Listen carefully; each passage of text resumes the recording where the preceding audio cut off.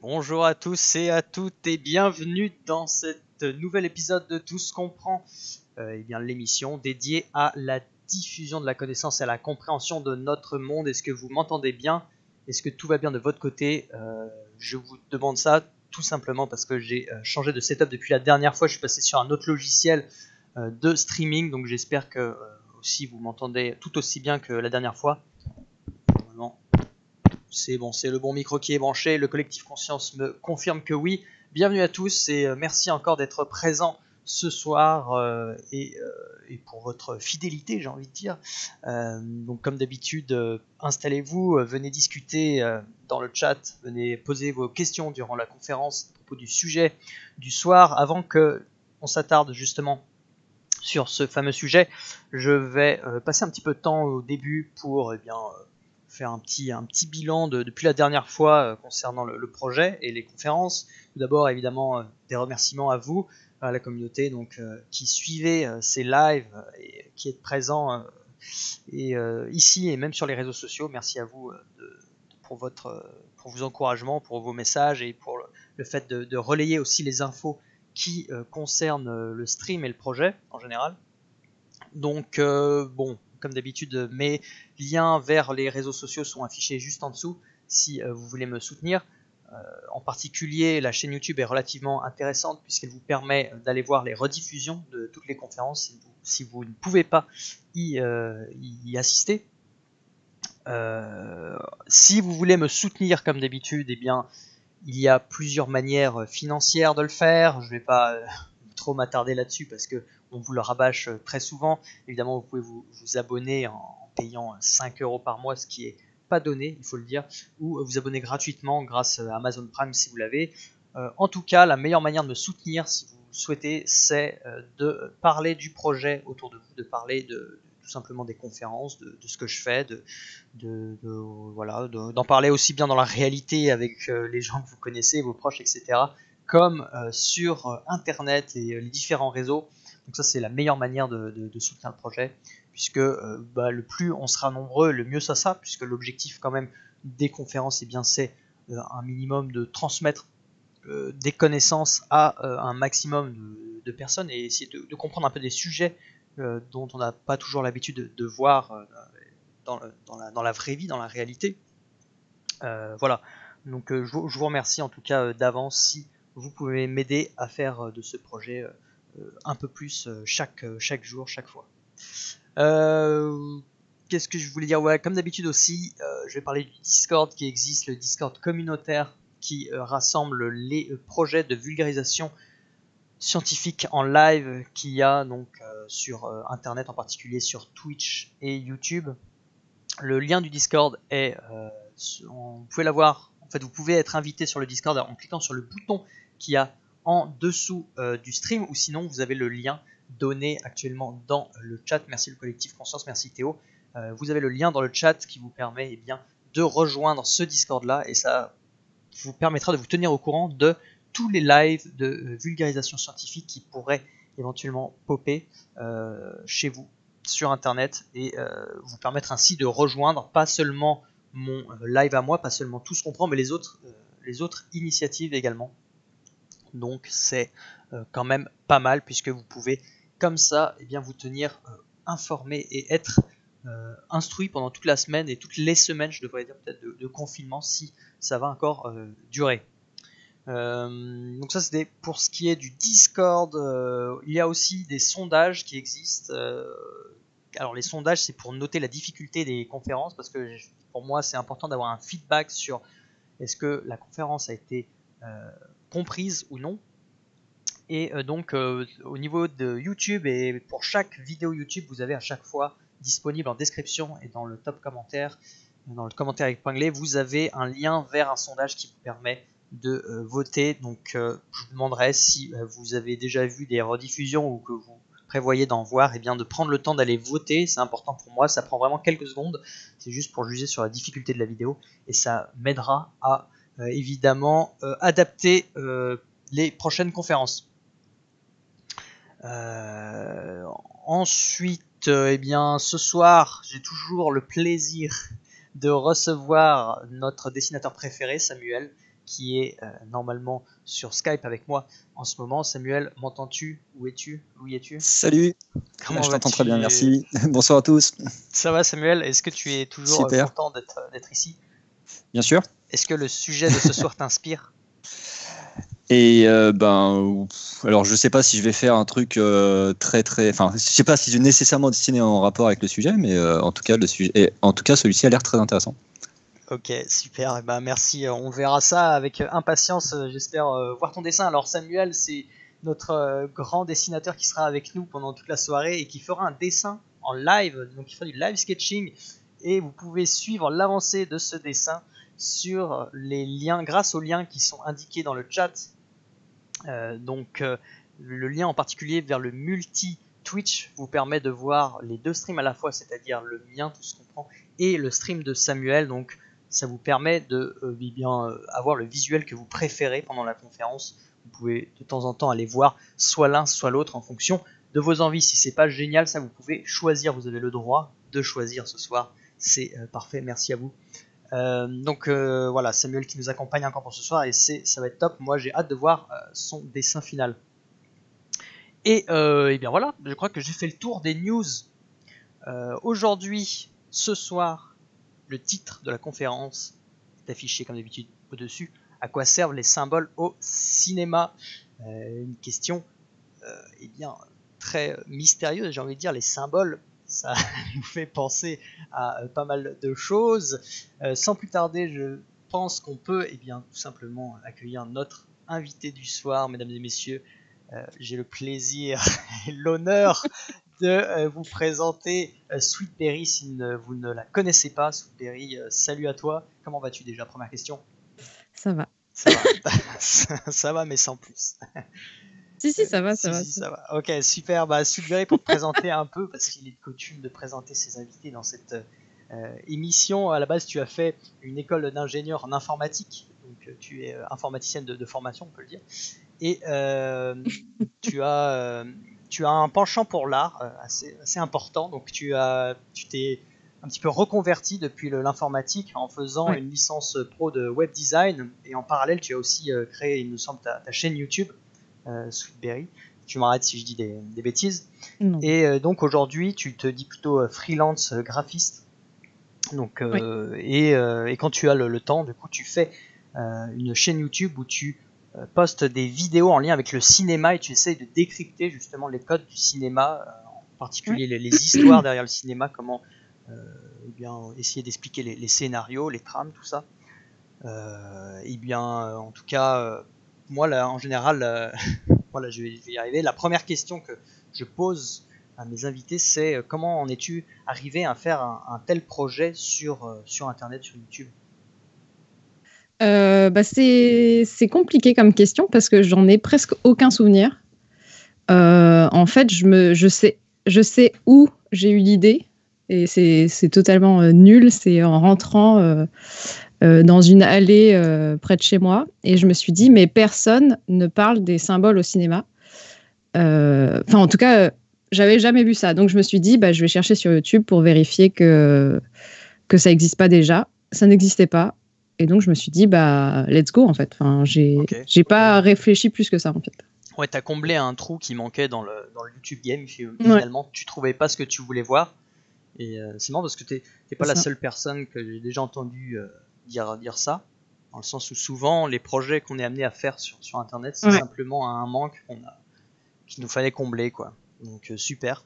Merci pour cette petite présentation. Je te propose, à moins que tu aies quelque chose d'autre à rajouter, je te propose qu'on commence directement sur la scène de la présentation et que tu nous fasses, que tu nous révèles à quoi servent finalement les symboles au cinéma, si tu le veux bien.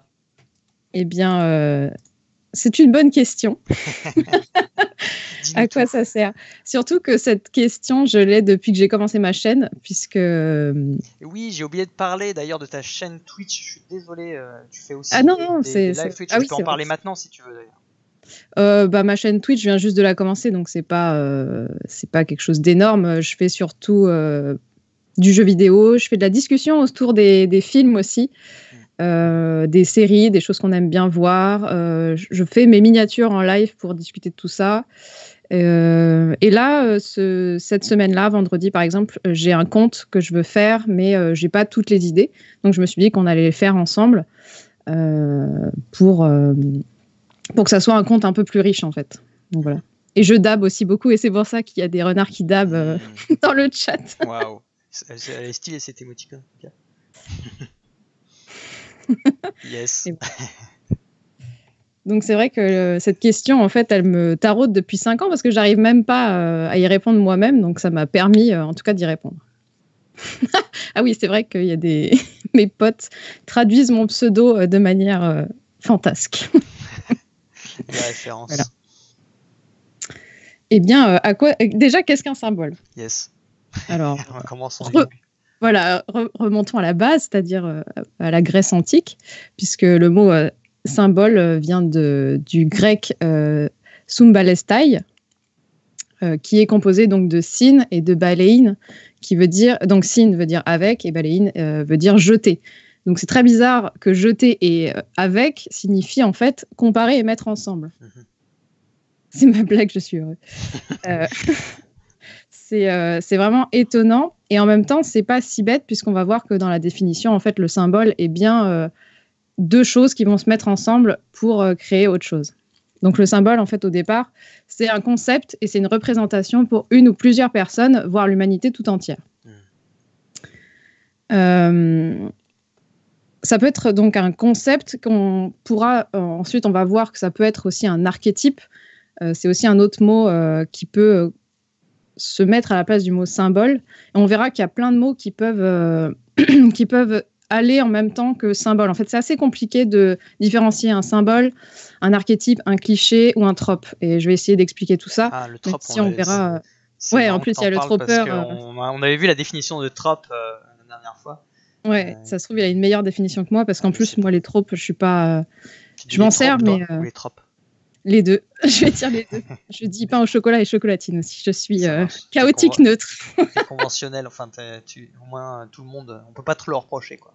C'est ça. Je parle à tout le monde. Bravo. Et donc c'est un concept, mais c'est aussi une perception. En fait, ça vient de la perception qu'on a du monde. Donc ça peut être soit un élément de la vie, de la nature, ou d'une sensation. Par exemple, le symbole de la chute. Qui est assez perturbant en fait de se dire en fait il y a un symbole derrière la chute, c'est que ça viendrait à l'époque les femmes accouchaient debout, donc les enfants tombaient, et tous les symboles où on n'aime pas tomber, en fait que la chute soit négative, ça viendrait de cette sensation qu'on a innée. Alors voilà, vous pouvez être d'accord ou pas d'accord avec ce genre de pensée, mais il y a beaucoup de symboles en fait qui reviennent de très très très loin, et même de la perception qu'on a des choses en fait. La chute, c'est un des symboles qui m'a le plus marqué, parce que je m'étais jamais dit, mais en fait, quand on tombe, quand les enfants tombaient, en fait, ils avaient cette peur. Et en fait, on est dans la matrice, bien au chaud, qui est donc maintenant un symbole très positif. En fait, la matrice, elle nous protège. C'est un symbole extrêmement puissant et positif, alors que quand on tombe dans un espace froid, forcément, on va ressentir des choses très négatives. Donc, c'est pour ça que chuter, et c'est peut-être pour ça que Lucifer doit chuter, est assez négatif et assez logique en fait.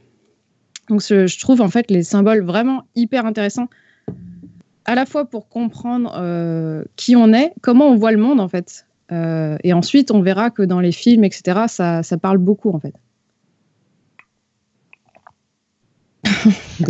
Ça fait un débat sur. Ouais, sur le pain au chocolat. Chocolat. N'hésitez pas, il n'y a pas de problème. Vous pouvez avoir des secondes conversations sur le chat. Ils sont dissipés dans le chat. Et donc, le symbole, donc, c'est donc bien un lien entre deux choses, en fait. Et c'est souvent un lien qui ne peut être perçu, qui est perçu, en fait, soit par un seul individu, s'il a une mythologie propre, comme je vais en parler plus tard, ou d'un groupe social. Parce qu'on verra qu'on n'a pas tous la même façon de comprendre un symbole, un concept. D'ailleurs, on va rentrer dans les, dans les exemples tout de suite.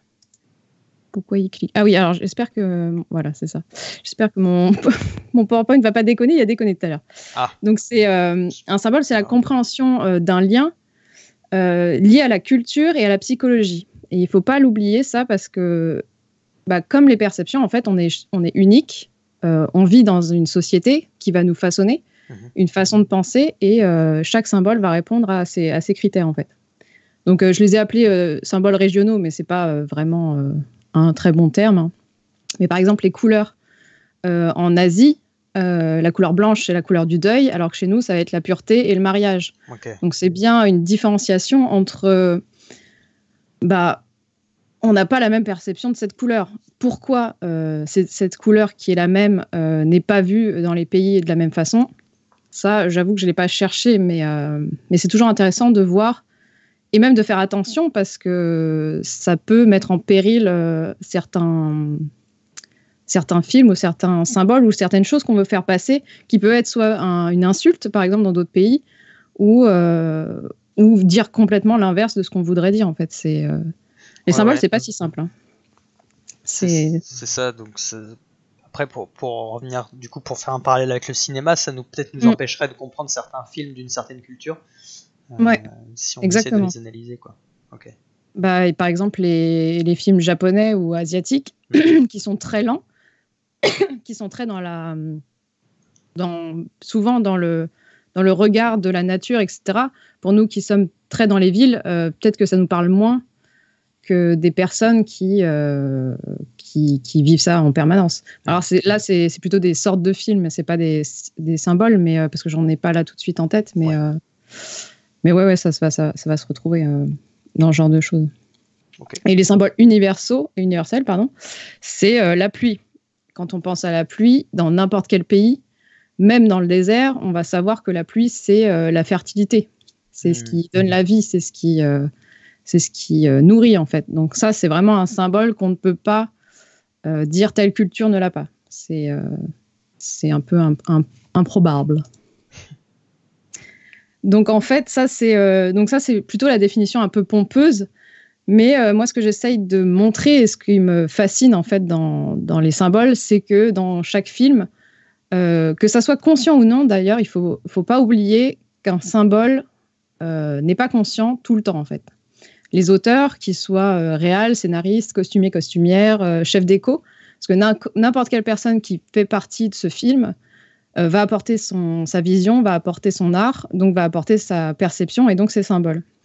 Et tous ces gens ne vont pas forcément consciemment dire tiens, je vais faire le mur vert parce que blablabla. Ouais. Il va peut-être faire vert parce que il se dit ça va aller avec l'ambiance du film. Donc après, moi, je vais y réfléchir en me disant pourquoi il a fait vert, mais ça peut être lié à son histoire personnelle et sa relation qu'il a avec la couleur verte, quoi. Ouais, voilà, c'est ça. Ça, j'en parlerai dans la mythologie personnelle. Ça, c'est un terme que j'ai inventé, entre guillemets, mais c'est ce que j'utilise, moi, pour expliquer... justement, la couleur verte est très importante pour moi. Donc, je vais l'utiliser souvent, en fait. Mais voilà. Et en gros, ce que j'essaye de montrer, en fait, c'est que les symboles, c'est un peu le non-verbal du film. Il y a des choses qui passent par l'acteur, par les paroles, les dialogues, les actions, mais il y a tout le background, il y a tout ce qu'on sent sans même s'en rendre compte, en fait. Donc là, par exemple, petit exemple avec cette scène. Donc, tous les extraits seront sans son, mais vous n'avez pas besoin du son puisque c'est du non-verbal. Incroyable. Super. Comme on s'est bien arrangé avec la technique, là. Mais c'est fait exprès, en fait. C'est ça. Wink, wink. Et je vais vous demander de vous concentrer sur la météo, parce que le reste n'a pas d'importance, entre guillemets. Donc, c'est un extrait de Deadpool 2. Yes. Voilà. Donc, la météo, là, je pense que... On la voit de 1, ouais. Donc là, il est souriant. Voilà. Et la météo, en fait, c'est l'orage. Et je pense que vous avez tous senti que l'orage, dans ce cas-là, c'est pas positif, en fait. Ça va pas être positif. C'est annonciateur d'un truc de merde qui va arriver. Voilà, c'est ça, exactement. Alors, le problème des symboles, c'est que moi, je me suis fait spoiler. Quand j'ai vu l'orage dans cette scène, je me suis dit, oh merde, il y a un truc nul qui va arriver. Ouais. Voilà, exactement, Double Dame. On voit ceux qui suivent mes vidéos. Et ça spoil énormément. Enfin, l'orage, en tout cas, spoil énormément, je trouve. La pluie aussi, d'ailleurs, elle va aussi spoiler. Mais en gros, on appelle ça la nature empathique. C'est quand la nature se met en empathie des sentiments de la personne. Bon, là, ils vont les précéder, puisque dans la scène, quelque chose d'horrible va se passer. Mais en tout cas, c'est annoncé par la foudre, par l'orage qui se déroule.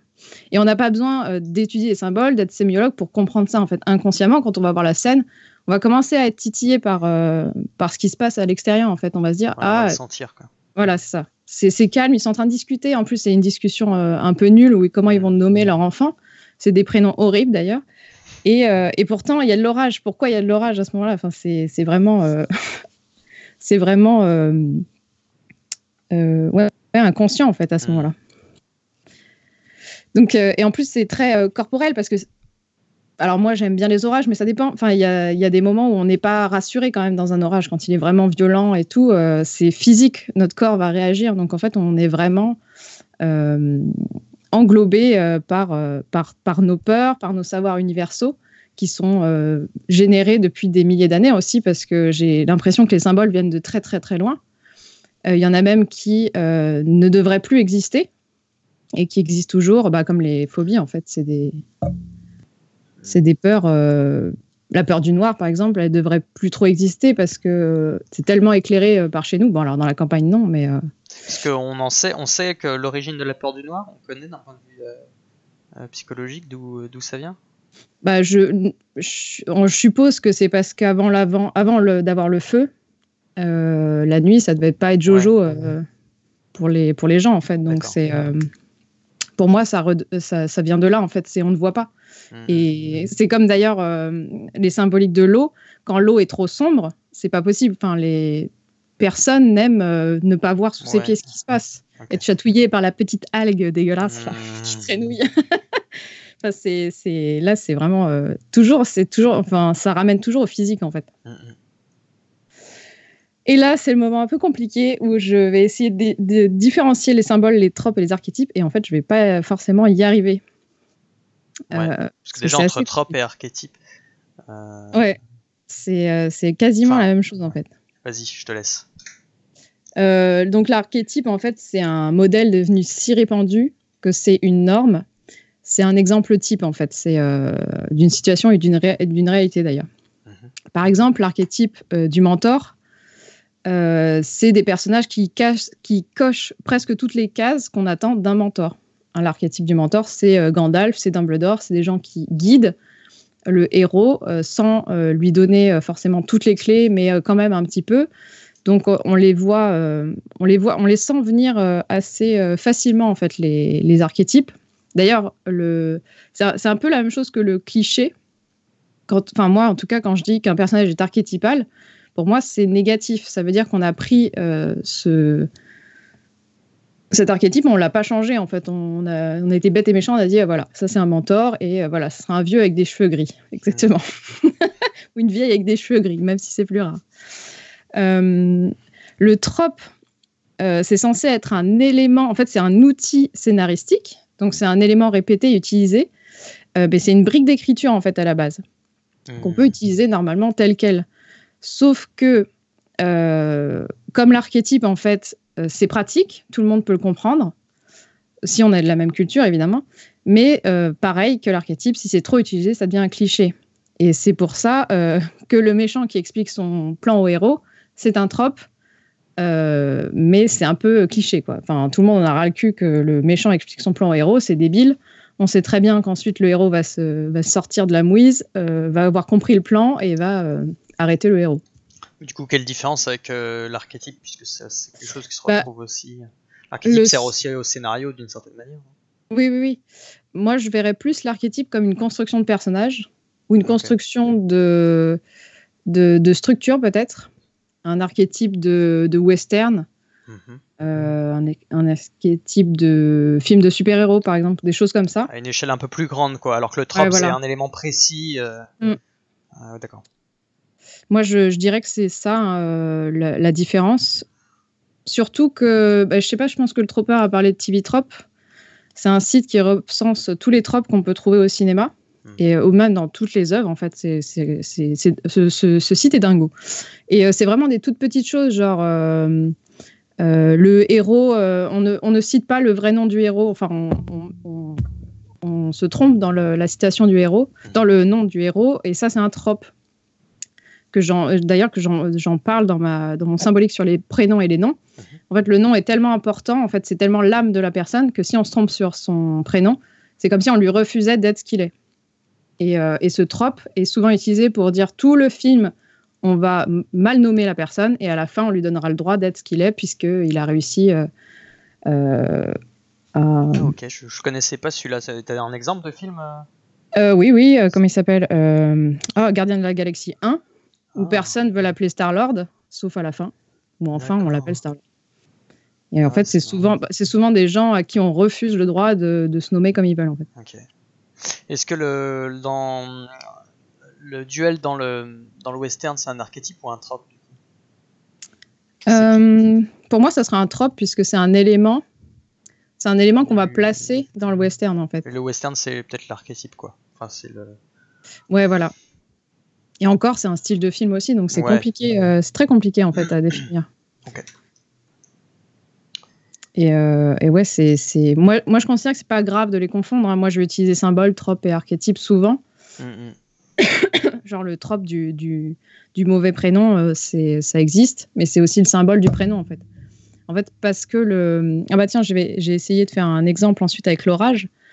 En fait, il y aura la symbolique du nom qui va renfermer tous les concepts que le nom peut porter, c'est-à-dire l'appartenance, qui je suis, l'âme. Il doit y en avoir d'autres, mais c'est les trois qui me viennent. Et le trope, par contre, ça va être tout ce qu'on peut lui faire faire, en fait. Soit on change son prénom au cours du film pour montrer qu'on a changé de personnalité, soit on est mal nommé pour dire « tu n'as pas le droit à ton identité tant que tu n'as pas réussi ». Qu'est-ce qu'on peut avoir d'autre les gens te choisissent un pseudo ou des trucs comme ça. Enfin, Est-ce que le trope peut être associé à une situation du coup, c'est ce que tu disais avec le duel dans le western. Et est-ce que, à l'inverse, un film de western sans duel est-ce toujours un western? Ouais. Bah oui, moi je considère, puisque Hostile est un western et il n'y a pas de duel. Enfin, j'ai pas l'impression qu'il y ait un duel dans ce film. Mais c'est parce que c'est un très bon western.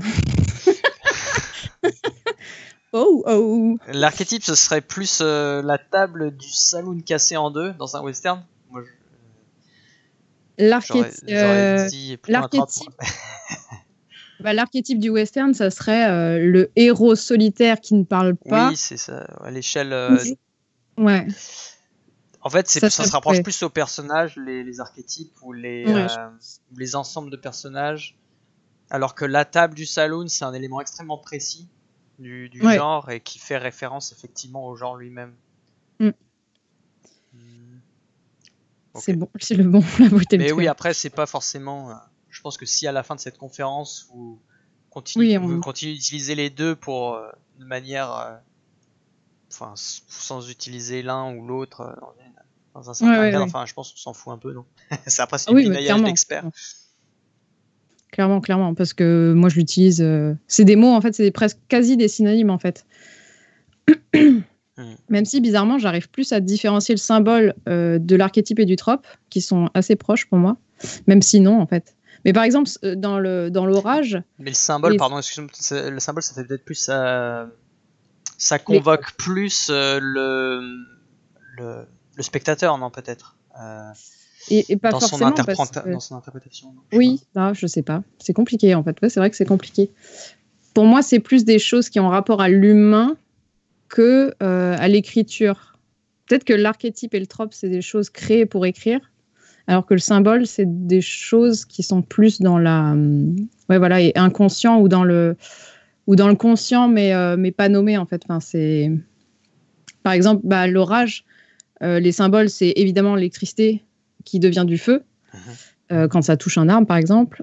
Et donc, c'est pour les premiers hommes, c'est magique. Comment le ciel peut créer du feu? Enfin, c'est pas possible. Si on est dans une population qui pense que les dieux viennent d'en haut et que ça tombe du haut, enfin, on sait que l'orage, en fait, on voit les éclairs à l'envers. Bref, c'est une intervention du divin, mais ça peut être aussi une punition. Si ça tombe sur ta baraque, t'es pas ravi qu'on t'envoie ça sur la gueule. Alors que dans les archétypes, ou dans les tropes d'ailleurs, on utilisera plus l'orage comme étant un drame, un élément dramatique, en fait, comme on l'a vu dans la première scène, en fait. Ça va ajouter du drame. Ça peut créer un moment plutôt soit magique, comme Frankenstein, mais entre guillemets, pour Frankenstein, puisque c'est un moment angoissant et magique. En fait, comment on ramène à la vie un cadavre, c'est à la fois de la magie et de l'angoisse. On pourra aussi voir les phénomènes divins, donc ça reprend directement du symbole. Et là, c'est un cliché, mais c'est la présentation du méchant. Souvent, les méchants sont toujours avec un bel orage derrière eux, et si en plus ils peuvent rire de manière machiavélique, c'est encore mieux. Et le cliché, pour ce que tu disais, c'est que c'est l'exagération du trope. Ouais. Non, c'est le trope poussé à l'extrême. C'est ça un cliché. C'est pas poussé à l'extrême, c'est juste qu'on l'a tellement vu qu'on en a ras le cul. Okay. Ouais, voilà, ça, on n'en peut plus, quoi. La table dans le saloon, exactement, c'est un cliché parce que dans tous les films, tu vas avoir une table qui se renverse. Le cri de Willem, pour moi, c'est devenu un cliché parce qu'on l'utilise à tort et à travers. Enfin, c'est n'importe quoi, en fait. C'est même plus une citation, c'est vraiment... il fallait placer à ses limites comment on appelle ça, un jeu de placer le cri de Willem quelque part. Donc, c'est le fameux cri qu'on entend souvent, là, qui est un pauvre gag. Ouais, voilà, tu le fais très, très bien. Je m'entraîne, en fait. Tous les jours, je me mets devant ma glace et pour aller au concours national annuel de l'imitation du cri. L'orage comme une menace, oui, c'est sûr, c'est clairement un cliché. Mais est-ce que c'est un symbole? Ça dépend. Moi, il y a des jours où j'adore l'orage. Moi, je trouve ça vachement. Reposant aussi, ouais. Oui, voilà. En fait, ça dépend de comment on vit l'orage. Si t'en es pétrifié d'angoisse, ça va devenir une menace. Mais c'est vrai qu'on l'utilise souvent comme une menace et pas comme quelque chose de positif. Enfin, c'est assez rare quand même. Voilà. Mais on verra comment les utiliser ensuite. J'ai essayé de recenser quelques façons de les utiliser. Et il y a bien sûr la façon la plus logique de le faire et évidemment l'inverse. Voilà. Question sur un western. Est-ce qu'un guide éclaireur doit forcément être amérindien? Ça, c'est un archétype. En fait, j'ai l'impression que ce qui ressort de ce chat, c'est qu'il faut que tu fasses une vidéo spéciale western et que tu prennes chacun des éléments et tu dises alors ça c'est un archétype, ça c'est un trope, ça c'est un symbole, et que tu fasses une liste comme ça. Mais j'avoue que je me demande... de ça. Parce que ça a l'air d'intéresser énormément les gens apparemment. Attendez, j'ai trop envie de taper. Attendez, je vais voir ce que TV Trop dit sur le western. Parce que TV Trop, vraiment, c'est ma bible. Spaghetti western, donc déjà c'est un subgenre. Du coup, c'est un site qui rassemble les tropes, c'est ça? Ouais. Il faudra que je donne le lien, je le mettrai en description de la. On peut poster des liens ou pas? Oui, tu peux. Non, le bot va être vénère, mais je vais le poster pour toi. Il n'y a pas de problème. Le bot va être vénère. Il est toujours un peu énervé. Il faut que je m'en occupe bien. En fait, il faut que je le nourrisse avec de la bonne nourriture de bot. Du feedbot. Comme exemple. Bot feed. Waouh. En fait, j'ai fait des vidéos. J'en ai fait une. Attendez. Ouais, mais tout décortiquer, ça va être compliqué. J'ai essayé de le faire, par exemple, avec Prisoners, qui est un film extrêmement symbolique. Donc, j'ai essayé de recenser tous les symboles qu'on pourrait y voir, même si je pense qu'il y en a encore 1000 autres que j'ai pas vus. Donc voilà, ça j'ai essayé. Je montre un exemple à la fin pour le chant du loup. Pareil, c'est sorti d'une de mes vidéos. Qu'est-ce que j'ai fait? Est-ce que j'en ai fait d'autres? J'ai essayé Frozen aussi, Frozen 2, où il y a quelques symboles qui m'ont percuté. Pareil, là, comme je l'ai vu, j'ai fait la vidéo directe après avoir vu le film. Il était en salle, donc j'avais pas les images. Donc, de Denis Villeneuve, exactement. Donc, j'avais pas le moyen de revoir et d'analyser toutes les scènes, mais je pense que c'est très compliqué. En plus, je pense pas qu'il y ait 1000 films. Enfin, les films très symboliques, je pense qu'ils sont en plus dans une frange assez spéciale qui est le film de genre. Soit on utilise un symbole et on va essayer de l'étirer le plus possible, soit on va en mettre ponctuellement, mais sans exagéré entre guillemets, parce que c'est vrai que trop de symboles, c'est n'importe quoi. Enfin, on comprend plus rien à la fin. Ça me fait, voilà, ça me fait penser à la montagne sacrée que j'ai pas vue de Jodorowsky. Mais je pense que là, il doit y avoir un symbole par minute. Enfin, c'est compliqué, quoi. Si j'ai fait aussi la série Légion. Alors ça, c'était une série incroyable. Enfin, on suit un personnage dont j'ai oublié le nom, qui est un mutant, un peu comme Charles Xavier, qui a une capacité de télépathie assez énorme, sauf qu'il est schizophrène. Et en plus, il abrite une autre personnalité. Donc, ça fait 3 personnes. Et en fait, dans la série, on va avoir énormément de symboles, dont le chiffre 3, qui va revenir ponctuellement, mais sans qu'on nous l'écrase au visage. Hein. C'est vraiment dans l'arrière-plan à chaque fois. Ouais, voilà. Et c'est vraiment trop, trop cool comme série. Ok. Super analyse de la séance de Marty sur War of the Worlds. Je l'ai pas vu celui-là. Je crois que je l'ai pas vu celle-là. Ou peut-être que je l'ai vu, je m'en souviens plus. Mais c'est vrai qu'il pourrait y avoir un concept de live sur ta chaîne d'analyse de séquences de symbolique. Après, ça peut poser des problèmes de droit, de strike, des trucs comme ça. Mais, ça, et puis il faut les trouver. Parce que je réfléchis, là, je suis en train de... Par exemple, hier, j'ai vu un film, le symbole le plus utilisé, c'est le papillon. Mais est-ce qu'il y en a d'autres des symboles à part celui-là ? Je sais pas. C'est ça aussi le problème, c'est que, comme je dis, tous les films ne font pas moult et moult symboles. Oui, bien sûr, tous les films sont pas aussi... n'ont pas forcément une portée symbolique, quoi. Et ceux qui en ont sont pas forcément les plus passionnants et que le public a retenu aussi, qui sont populaires auprès des gens. Ouais. Ok. C'est compliqué. Eh bien, pour qui les symboles, c'est important. Enfin, on l'a un peu vu. Pour les spectateurs. On l'a un peu vu. Spoiler. Spoiler, allez. Déjà, pour tous ceux qui sont des auteurs ou des autrices, donc je pense évidemment à ceux qui écrivent des livres, des nouvelles, des contes. Pour tous ceux qui créent aussi dans les JDR, qui font des JDR, n'est-ce pas, Maf Lebel, ou encore des scénaristes, parce qu'en fait, ça va permettre à la fois d'enrichir son récit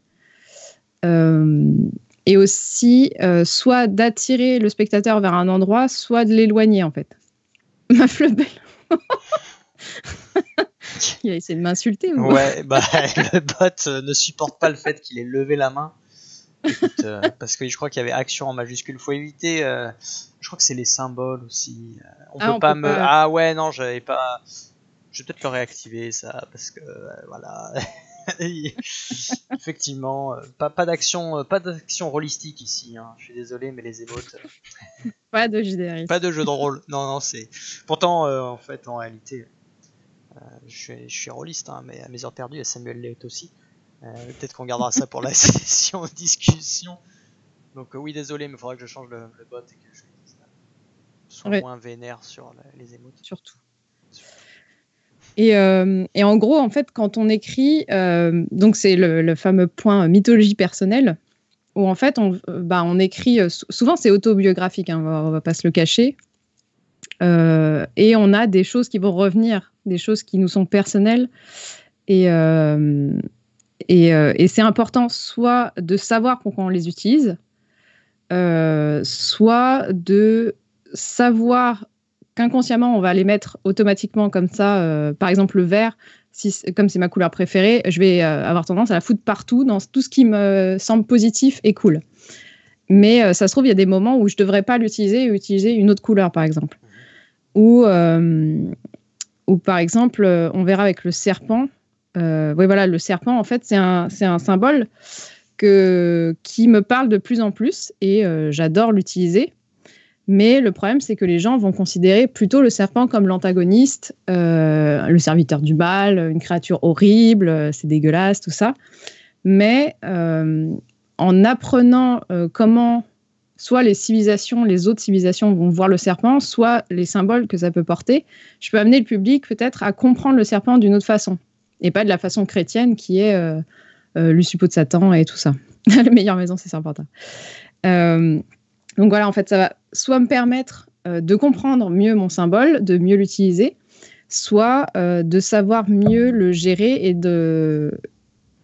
en fait, de mener le public, entre guillemets, à ma façon de voir. Ouais, même s'ils ne sont pas obligés de tous... Ouais, voilà. Éventuellement lui faire changer son avis sur les serpents. C'est ça. Zootopia a essayé de le faire avec les carnivores, etc. Bon, c'est vrai, ils ont choisi le renard, qui est quand même le carnivore le plus bien aimé de son panel. Donc, c'est pas comment on appelle ça, c'est pas giga... Ah mince, comment on appelle ça, de quoi, les renards? Compétitif, il n'y a pas de compétitif, pas de. Ah oui, parce que ouais, forcément, ils sont mignons, ils sont roux et ils ont pas l'air de faire beaucoup de mal. Ouais, voilà, c'est ça. Ouais, pas risqué, voilà. C'est pas risqué d'avoir pris le renard pour parler des carnivores. Alors que, je sais pas, le crocodile, qu'est-ce qu'il pourrait y avoir d'autre? Non, le lion, il est bien vu, donc ça marche pas. La hyène, par exemple. Oh là là, la hyène, tu mettais la hyène à la place du renard, là, c'était la fête, quoi. La hyène est très très mal vue, alors qu'en fait, c'est pas un animal si hardcore que ça. Donc, mais les symboliques sur les animaux sont quand même assez biaisés, généralement. Dans le livre de la jungle, je me souviens plus, mais le méchant, c'est le tigre. Ouais, c'est ça. Ouais. Le tigre et le serpent, qui est à la fois une femme dans le livre et à la fois un homme dans le dessin animé. Donc là, c'est bien. Parce que la façon de genrer aussi... C'est hardcore comme bestiole. Oui, mais c'est pas le suppôt de Satan non plus, quoi. elle débarrasse les carcasses aussi, donc il y a toujours du bon en fait dans la nature, mais on l'a un petit peu manichéisé. C'est vrai que dans Harry Potter, au début, la maison, on peut se dire que ça sauve l'image du serpent parce qu'elle est mise sur le même pied d'égalité que les autres maisons. Mais au fur et à mesure qu'on lit Harry Potter, on a l'impression que c'est quand même Serpentard, c'est là où il y a toutes les crevures, quoi. Donc, et où il y a tous les méchants et les salauds, t'as l'impression. Donc, mais vraiment, en fait, finalement, t'en ressors pas si. Ouais. Pas si changé. Non, mais c'est pour ça que je fais partie du club de réhabilitation des Serpentards. Alors que je suis pas du tout Serpentard.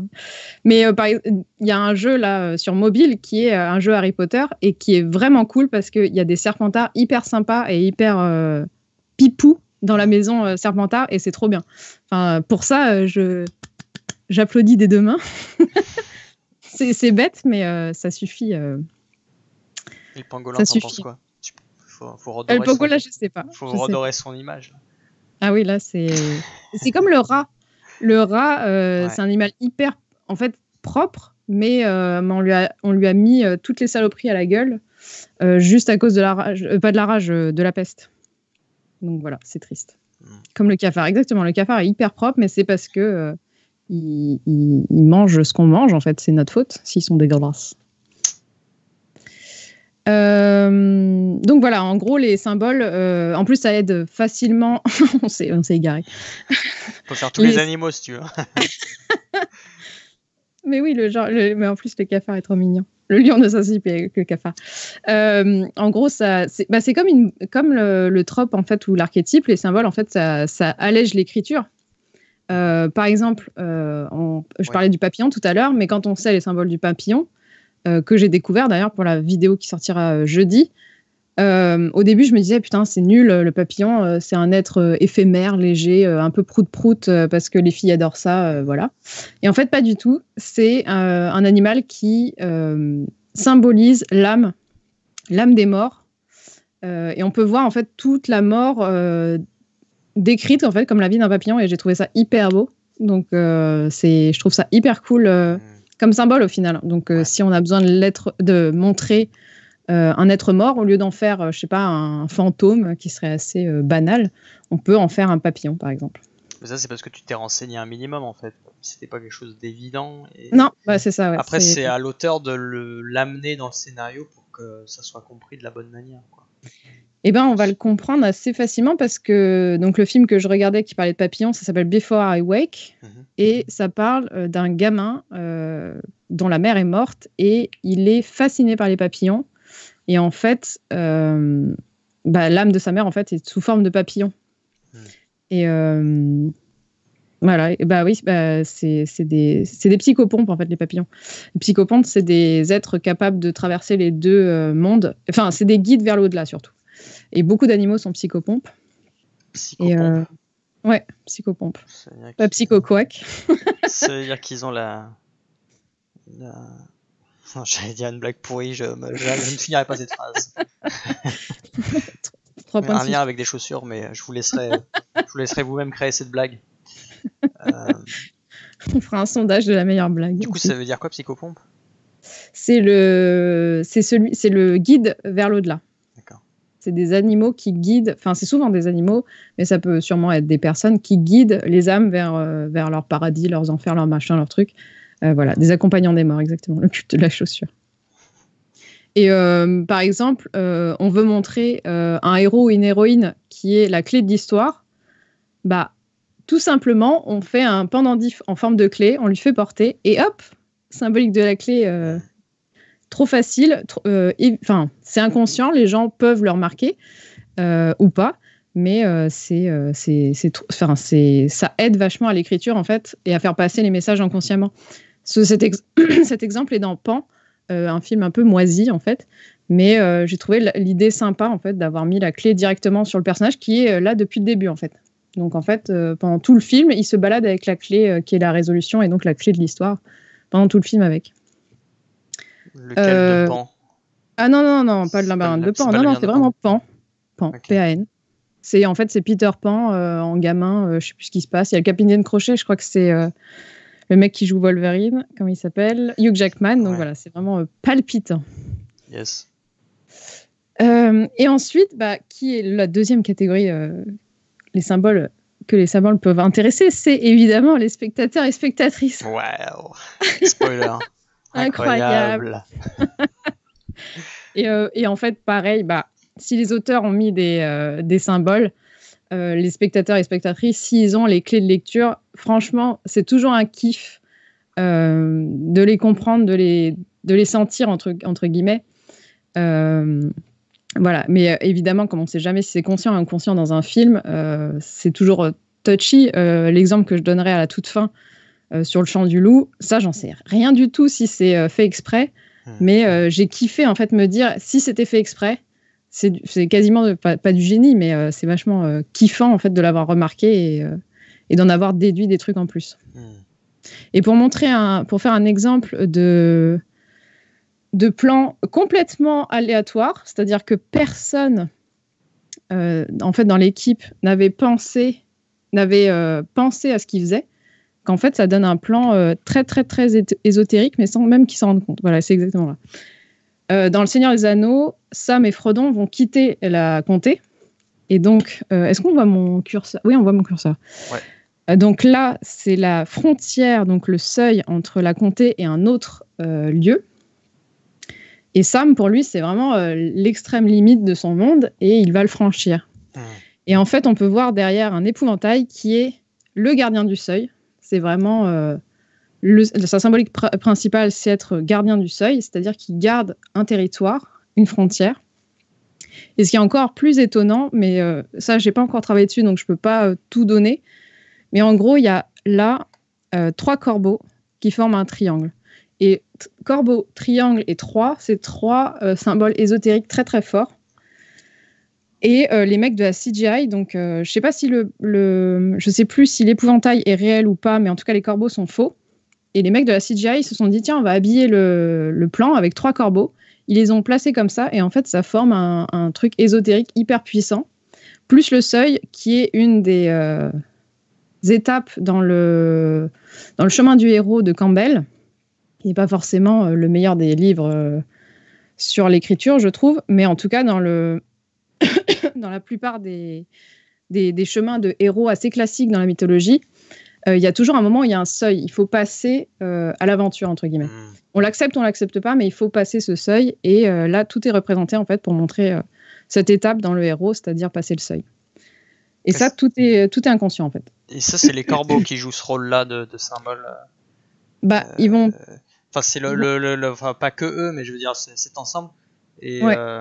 Mais du coup, ça fait référence, tu disais, à la mythologie grecque, du coup parce que...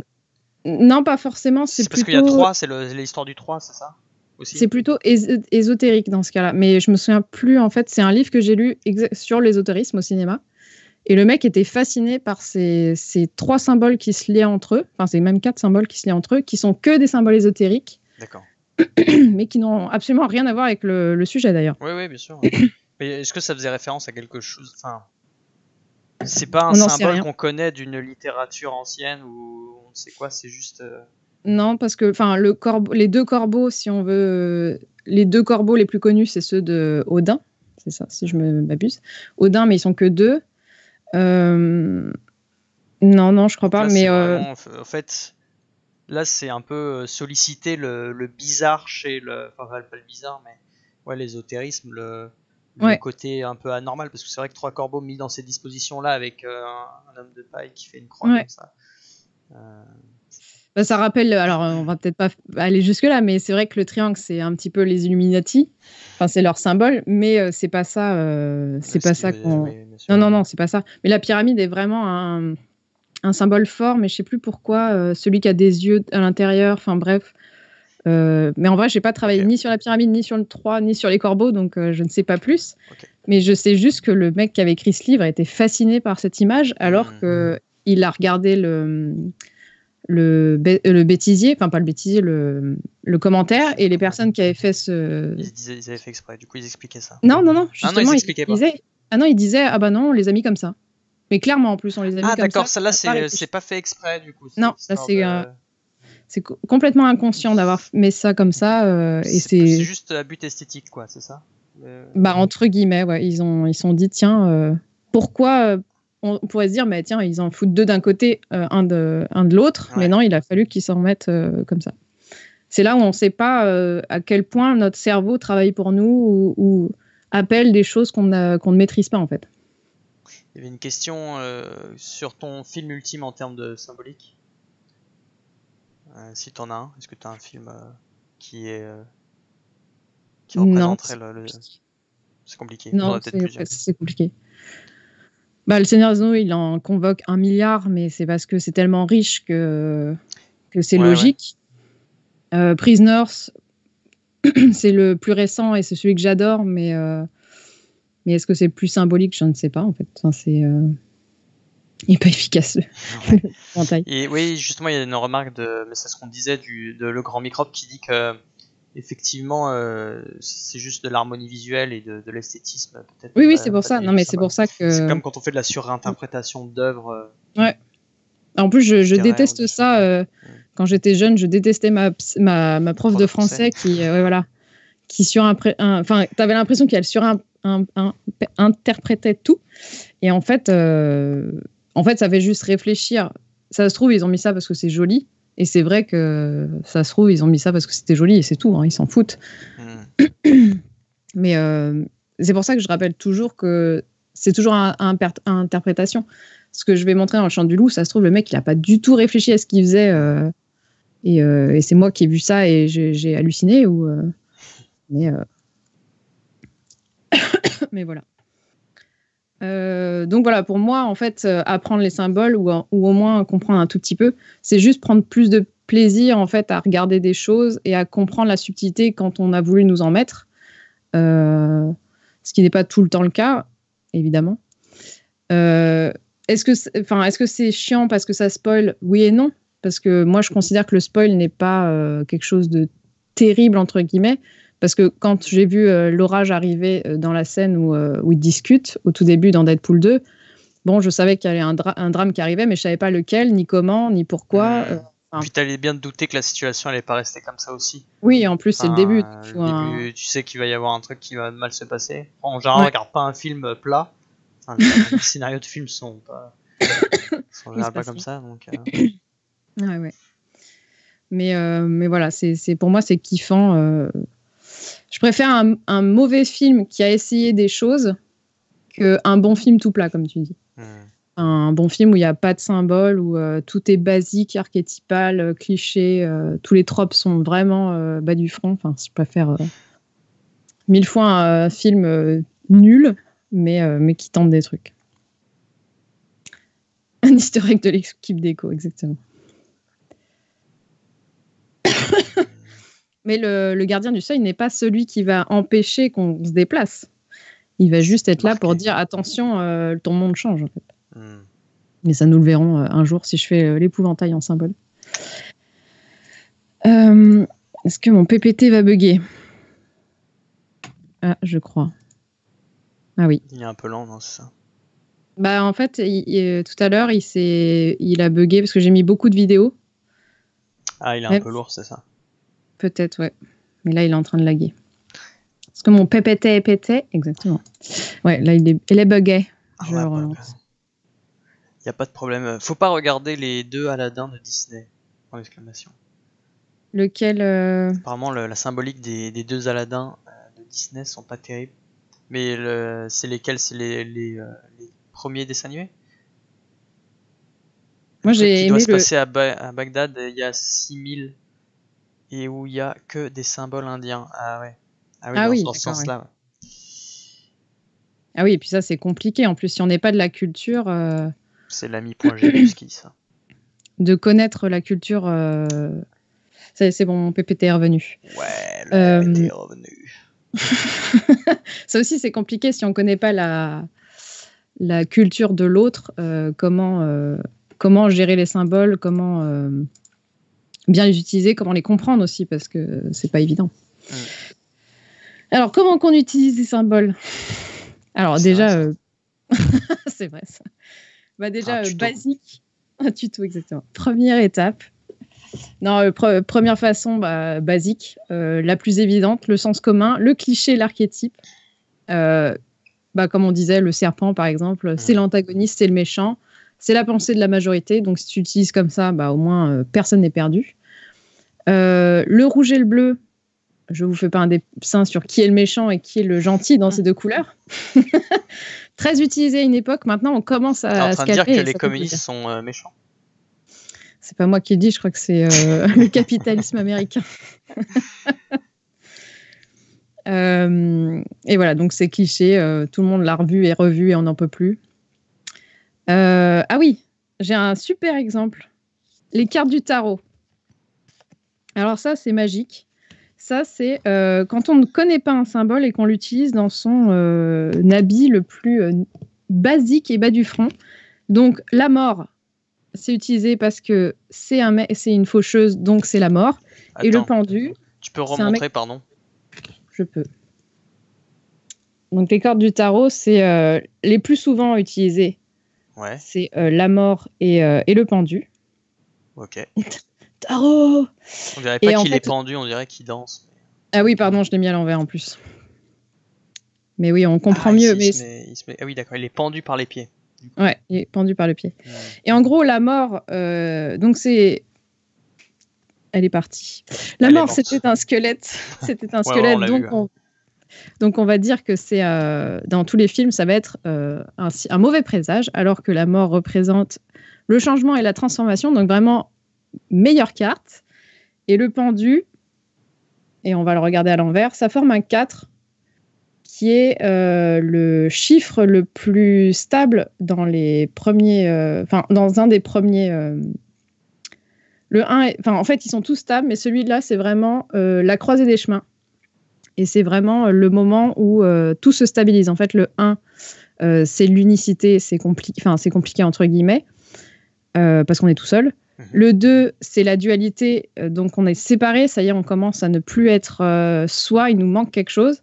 Le 3, alors là, ça commence à être une sorte de... comme la Triforce, en fait, c'est une sorte de cycle. Et le 4, c'est enfin la stabilité, puisque c'est le carré. On redevient stable. Et en fait, la carte du pendu, c'est un homme pendu par le pied qui se laisse balloter au vent. Et donc, c'est une carte extrêmement positive, puisque c'est le lâcher-prise, en fait. C'est si on se laisse balader par la vie, comment on va être stable ensuite. Ok, ça, c'est les interprétations du jeu de tarot. Voilà, et dans les films... Okay. Ouais. Et dans les films, c'est l'inverse. C'est la mort, c'est la mort. Et le pendu, c'est un cadavre. C'est marrant parce que je crois qu'en physique, une table ou une chaise est plus stable si elle a 3 pieds. Alors qu'à 4 pieds, tu peux commencer à avoir un truc bancal, je crois, c'est ça? Les physiciens dans le chat, là, je suis sûr que le guide confirmera ça. Mais il me semble qu'on préférera le 3 plutôt que le 4. Incroyable. Je ne savais pas. Je suis pas sûr de ça. Absolument. C'est fou. Donc la physique va à l'inverse de la symbolique du tarot, malheureusement. Ah bah voilà. Ok, mais très intéressant en tout cas. Ouais. Mais ouais, c'est ça qui est triste en fait. C'est que quand on ne connaît pas un symbole, on l'utilise n'importe comment en fait. Et après, les gens, mais c'est parce que les gens ne savent pas ce que ça veut dire que les cinéastes vont continuer de l'utiliser comme ça. Il y avait quelqu'un, ça m'avait beaucoup choqué. Il y avait alors je sais plus, je pense que c'est un décorateur ou je sais pas, enfin quelqu'un qui s'occupait de faire ou peut-être un maquettiste, pas un maquettiste, un maquilleur, qui était allé voir une morgue avec des vrais morts. Et il avait dit, mais si je représente ça au cinéma, personne ne va croire que c'est un vrai cadavre, en fait. Tout le monde va se moquer de moi en disant, c'est pas possible. En fait, la réalité est souvent tellement bizarre et tellement pas possible que les gens ne sont pas au courant déjà. Et donc, on ne peut pas le représenter au cinéma. Donc, c'est pour ça qu'au cinéma, on ne verra jamais la carte du pendu utilisée correctement. Ouais. Parce que les gens ne savent pas ce que c'est, en fait, la carte du pendu. La mort, pour eux, ça ne peut pas être positif. Enfin, c'est rarement positif, entre guillemets. Là, tu as employé le mot correctement dans le sens où... correctement d'après l'interprétation du tarot. Mais le tarot, les interprétations du tarot, elles sont assez subjectives. Justement, qui est-ce qui a... Enfin, d'où est-ce que ça vient le tarot? Enfin, qui est-ce qui a créé ça et qui est-ce qui a donné ce sens-là à ça? J'en parlerai juste après. En fait, c'est aussi l'utilisation. Bon, c'est pas grave, je le ferai maintenant. En gros, les cartes du tarot, c'est aussi compliqué parce que ça vient du Moyen-Âge, donc des symboles très très anciens, et qu'on a perdu parfois certains de ces symboles. Par exemple, on ne sait absolument pas pourquoi il n'y a que, je crois, 4 couleurs. Et on ne sait pas pourquoi certains éléments vont être coloriés comme ça et pas d'autres. Et sur, en plus, différents tarots, ça va changer. Par exemple, là, sur mon édition, sur cette version du tarot, le mec a les cheveux bleus. Ça se trouve, sur une autre édition, il a les cheveux rouges ou il a les cheveux jaunes. Et on ne sait pas pourquoi. Okay. C'est des gens qui continuent de chercher pourquoi ils ont mis ça comme ça. Il y a plein de théories et tout. J'ai pas fouillé parce que c'est pas ma vocation de fouiller le tarot à fond. Mais c'est des symboles, en fait, je dis juste après, en fait, qui sont pas connus ou moins connus ou qui sont d'une autre culture, d'une autre époque. Ouais, c'est ça. C'est ce que j'allais dire, en fait. C'est que finalement, c'est une autre culture, c'est un autre moment de l'histoire. Donc, c'est normal qu'on ne comprenne pas les symboles de nos ancêtres, puisque les symboles, finalement, sont culturels et évoluent avec les civilisations.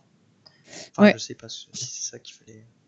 comprendre. C'est ça, parce que la faux, là, par exemple, en fait, la mort porte une faux, mais en fait, la faux, c'est aussi ce qui va créer l'agriculture. Enfin, ça va régénérer la terre. Donc, c'est pour ça que c'est pas négatif. En fait, là, elle faut des membres. Mais déjà, à l'époque, au Moyen-Âge, voir la mort... Tu peux la ramasser si tu veux. Il n'y a pas de problème. Tu as le droit de te lever de ta chaise si tu le désires. J'en ai refait. Je l'ai refait. Et en fait, il y a des petites mains, des petits pieds. Et en fait, déjà à l'époque, voir la mort, c'était pas quelque chose d'incroyable. Les gens en voyaient très souvent. La mort, c'était quasi systématique. Enfin, les enfants, il fallait déjà qu'ils arrivent jusqu'à l'âge de 5 ans. C'était déjà pas mal. Et la faux, l'outil faux, en plus, était important puisqu'il y avait la majorité des gens qui étaient agriculteurs, si je ne m'abuse. Mais là, je suis en terrain inconnu. Mais je suppose que c'était un outil très utilisé, qui servait à manger, qui servait à survivre. Donc, c'est une carte positive. Alors que nous, maintenant, on voit la faucheuse, on dit « Oh mon Dieu, elle va découper des gens. » quoi. Ah ouais, la Merde, je sais même plus le dire. Oh merde. La swastika. Swastika, non? Svastika? J'ai jamais vu ce mot de ma vie, je sais pas ce que ça veut dire. C'est le symbole nazi à l'envers. Ah, mais si. C'est horrible à dire dans ce sens-là. D'accord. Voilà. D'ailleurs, dit comme ça, oui, je vois ce que c'est. D'ailleurs, je crois que... Ça y est, le point Godwin a été atteint. Merci à tous. On peut quitter le live, c'est bon, on l'a fait. Aujourd'hui, on est fauchés. En fait, la Swastika... Alors, je ne sais plus comment on la prononce. Swastika, j'arrive même plus à le dire. Mais en gros, c'est inversé. Et là, c'est la roue du mouvement, je crois. Donc, c'est très, très positif. En plus, c'est... alors là, vraiment, vous me mettez dans le... Je chope des souvenirs de mes lectures, mais je m'en souviens symbole de l'amour pour les uns. Ouais, parce que c'est un... Je sais plus si c'est la roue du samsara.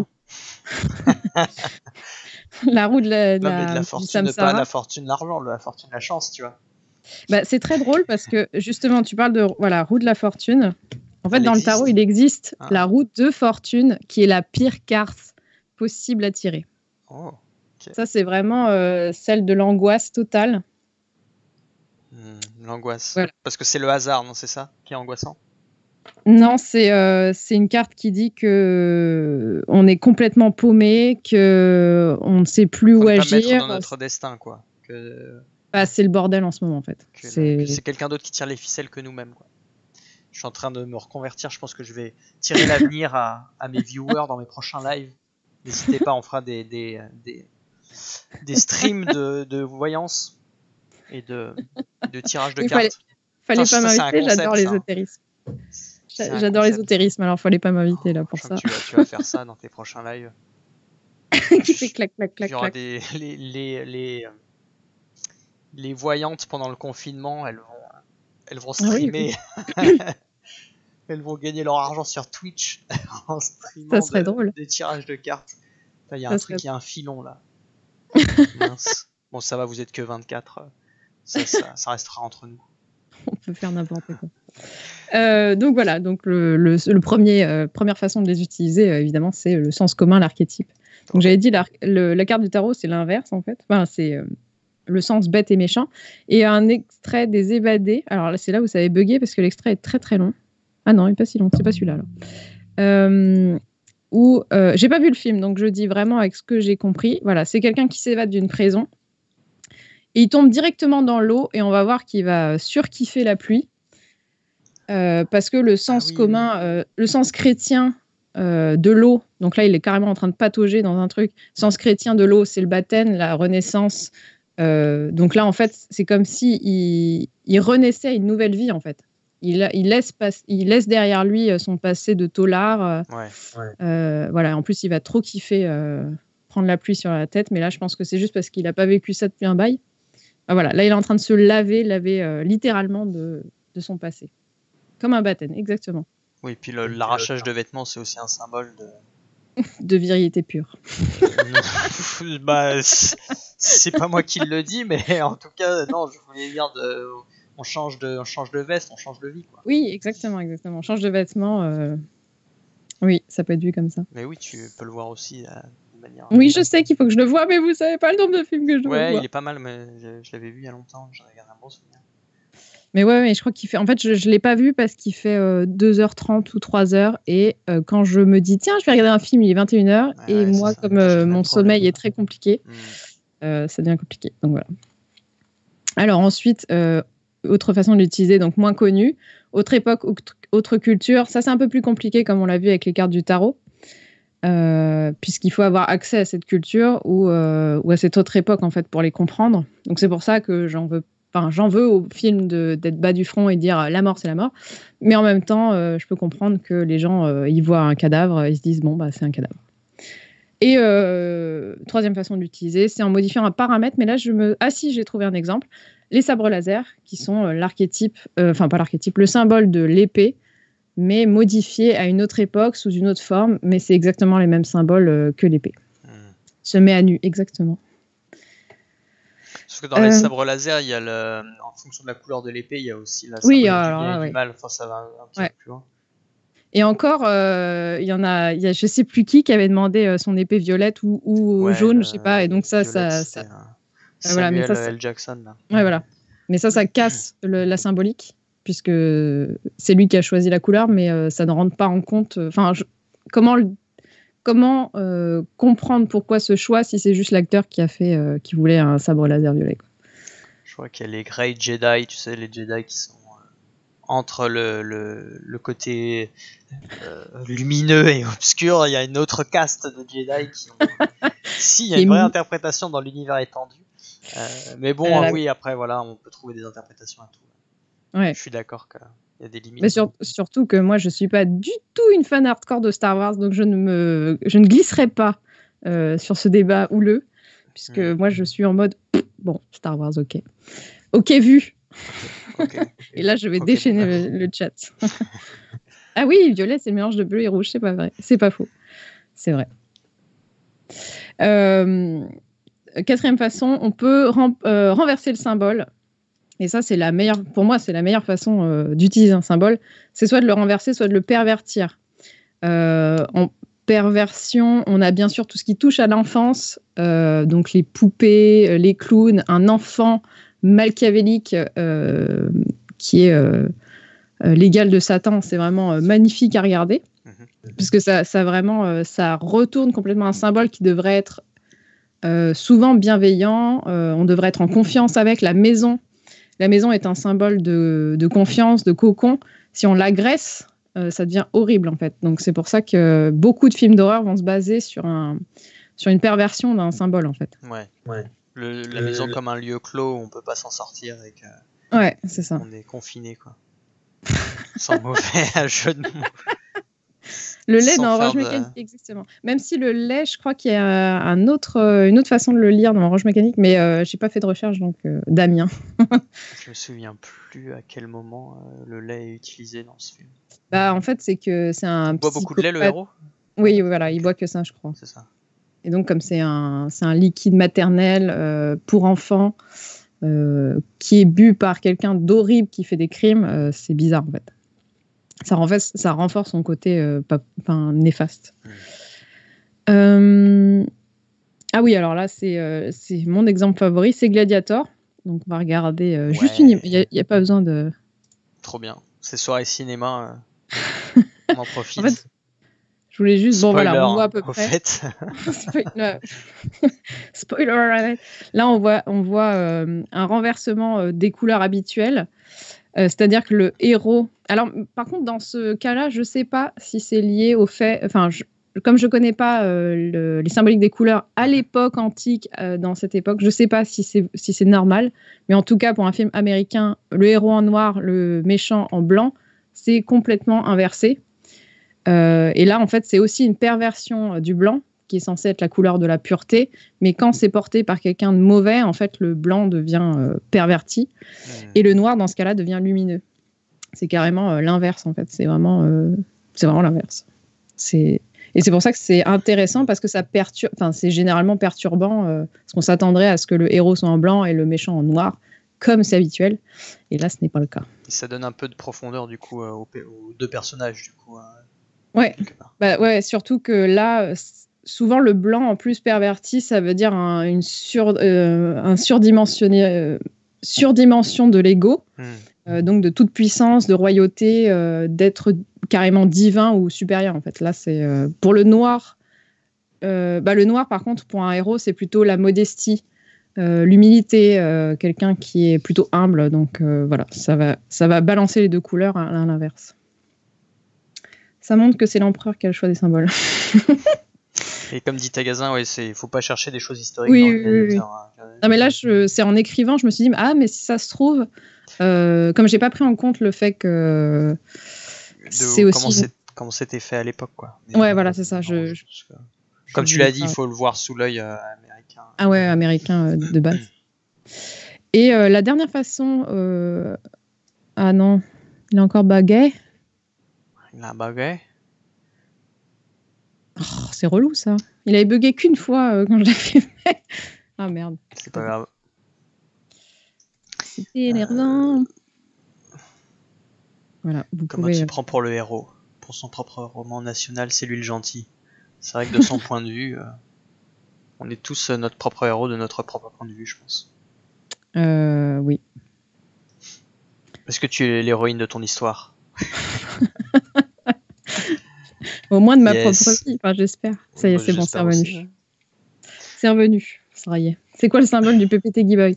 C'est pas win, c'est pas de bol. PPT a cessé de fonctionner. C'est ça.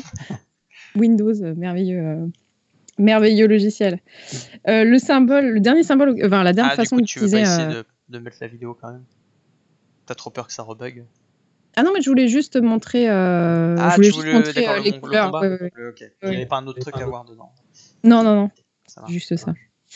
Ah si, il y a le seul symbole que j'ai vu, c'est qu'il prend de la terre à chaque fois, mais c'est juste parce que c'est un homme humble, il est près de la terre. Voilà.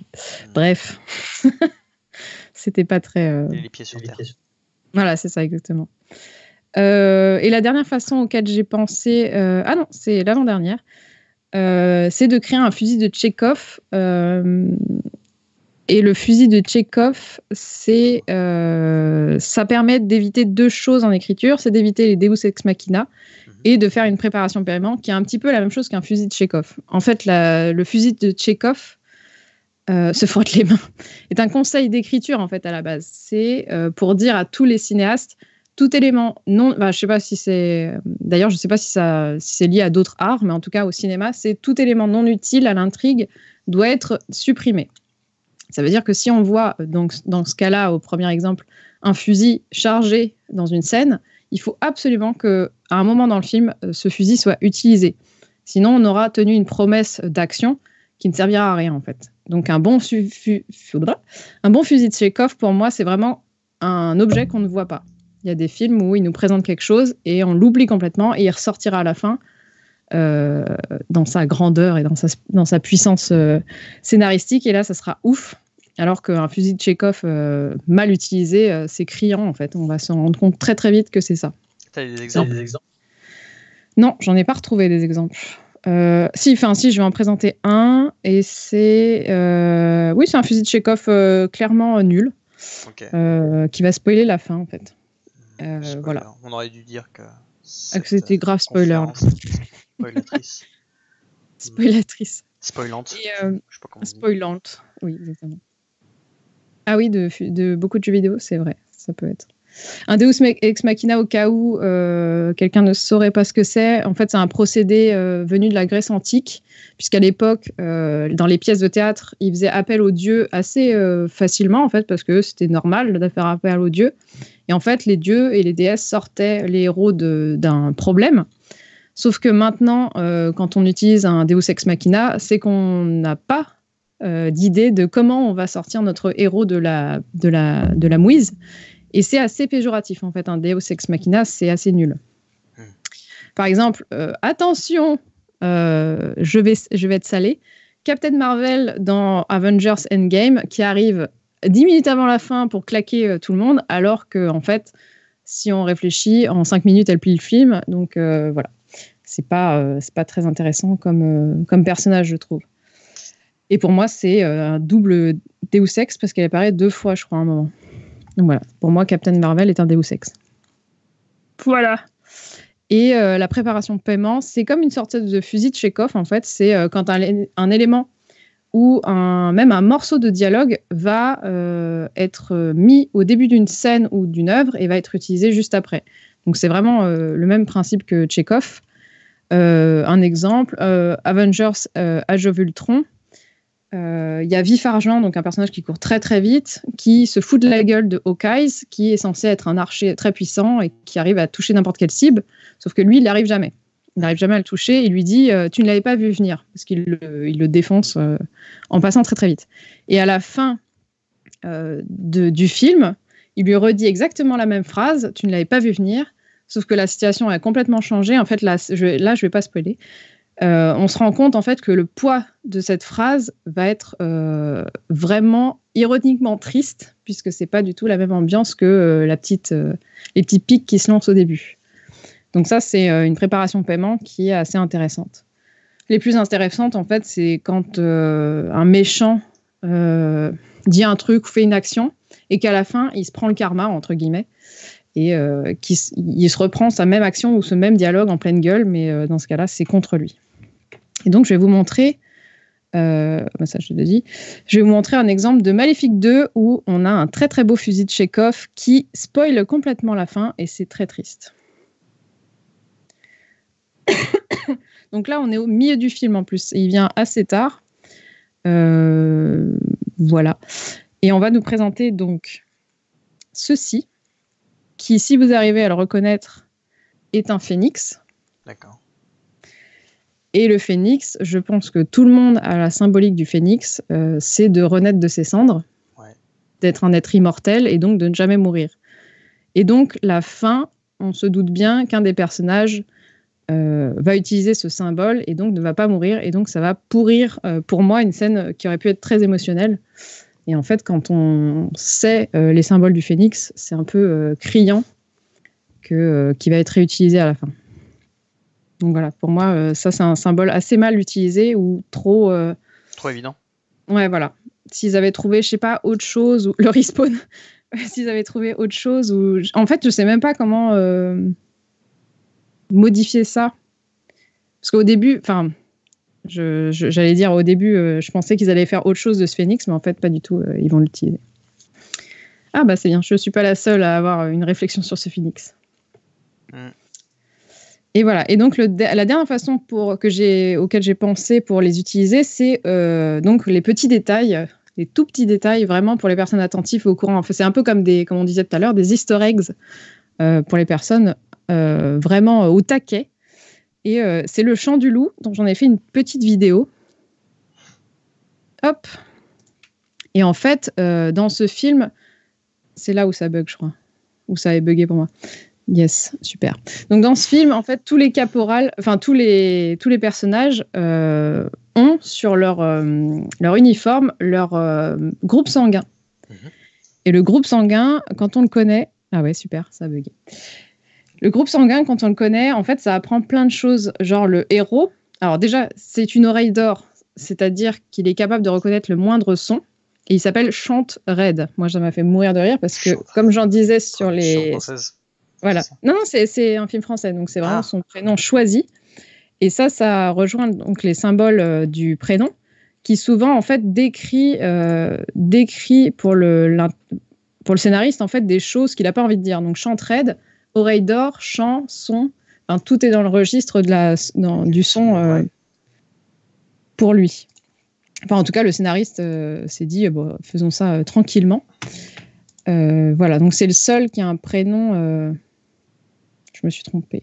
Un prénom qui a un lien avec un élément important pour ce personnage. C'est ça. Et en plus, il est AB négatif, donc qui est le groupe sanguin le plus rare en France. Et son don, l'oreille d'or, est quand même un don assez rare. Donc en fait, ça double son symbole de rareté. Donc ça m'a fait bien kiffer. Et ensuite... Mais l'oreille d'or, c'est quoi en fait ? L'oreille d'or, c'est une capacité à reconnaître tous les sons. Donc c'est l'oreille absolue, c'est ça ? Il y a sûrement de ça. Il y a sûrement de ça, mais il y a autre chose. C'est reconnaître la note, la nature de la note en écoutant la fréquence du son. Enfin, pas la fréquence, mais plus savoir si c'est un do, un ré, un mi, enfin un sol. Enfin, ouais, voilà, de la gamme. Et c'est ça l'oreille d'or ou c'est autre chose ? Non, c'est un peu plus aussi. C'est vraiment comprendre la nature de chaque son en fait. Mais je sais pas comment. En fait, quand on voit le film, on comprend très bien. Le mec écoute un son et il sait te dire si c'est un sous-marin nucléaire, pas nucléaire, à combien d'hélices, s'il est porteur d'ogive ou pas. D'accord. Enfin, c'est vraiment n'importe. Enfin, c'est un niveau d'identification très. Ouais, très élevé, très pointu. C'est ça. Donc là où tu disais, voilà, c'est dans le nom du personnage qu'on a cette indication en fait. Bah, dans ça, plus son groupe sanguin qui nous dit qu'il est très très rare. Okay. Et les autres membres de l'équipage ont des groupes sanguins. Enfin, les deux autres que j'ai vus, parce que pareil que Frozen, c'est que j'ai fait la vidéo directe après avoir vu le film, donc j'avais pas toutes les images, donc je me souvenais pas en plus de tous les groupes sanguins. Mais je sais que un des personnages a un groupe O+, donc il peut donner que aux personnes plus, mais on sait que c'est une personne assez positive. Donc est-ce que c'est représenté par son Rhésus ? J'en sais rien. Mais l'autre personnage, par contre, est O négatif. Donc lui, il est vraiment donneur universel et on verra que c'est un personnage très généreux. Donc est-ce que c'est vraiment un détail inconscient ou est-ce que c'est fait pour ? Aucune idée. Mais en tout cas, j'ai trouvé ça stylé parce que quand je me suis renseignée ensuite sur les Rhésus, sur les groupes sanguins, je me suis dit, est-ce que ça colle ? Est-ce qu'on peut voir une sorte de petits détails, de petits trucs kiffants comme ça ? Et en fait, ça match un petit peu quand même. Donc, je me dis, ça se trouve, c'est voulu. J'en sais rien, mais au plus RPZ, Meuf Lebel qui donne son groupe sanguin. Et c'est vrai que Vin Diesel, il porte bien son nom pour avoir joué dans certains films où il y a des bécanes. Je pense. Il boit beaucoup de vin, je ne sais pas. Ouais, c'est vrai, je l'avais pas eu celle-là. Et voilà, et j'ai terminé. Enfin, si, j'ai encore un tout petit jeu. Ouais. Mais j'en Un ai jeu juste un. Wow. J'en ai juste un. Tu voulais nous faire jouer aussi, c'est ça? Ouais, mais j'en ai juste un parce que j'ai pas réussi à. Comme je voulais me concentrer sur des exemples pour comprendre ce que je raconte. Ça se trouve, ça a bugué en plus, donc ça va être bien. C'est le stream du bug ici. C'est ça. Non, mais je me souviendrai faut trouver que. les symboles, c'est ça? Vite. Bah, en fait, il y en a deux. Déjà, il y a des flashs derrière. Ouais. Bah, Les méchants arrivent, c'est ça? Voilà. Alors ça, c'est les bons orages des années 80-90. Donc là déjà, on voit que le symbolique de l'orage, enfin le symbole de l'orage est clairement annoncé. Enfin, annonce clairement qu'il se passe quelque chose, on ne sait pas quoi. Il y a quand même de la tension. C'est même plus qu'un orage, c'est carrément un petit ouragan, une petite tempête. Voilà. Est-ce que c'est divin? Est-ce que c'est une malédiction parce qu'ils sont en train d'ouvrir une sorte de tombeau?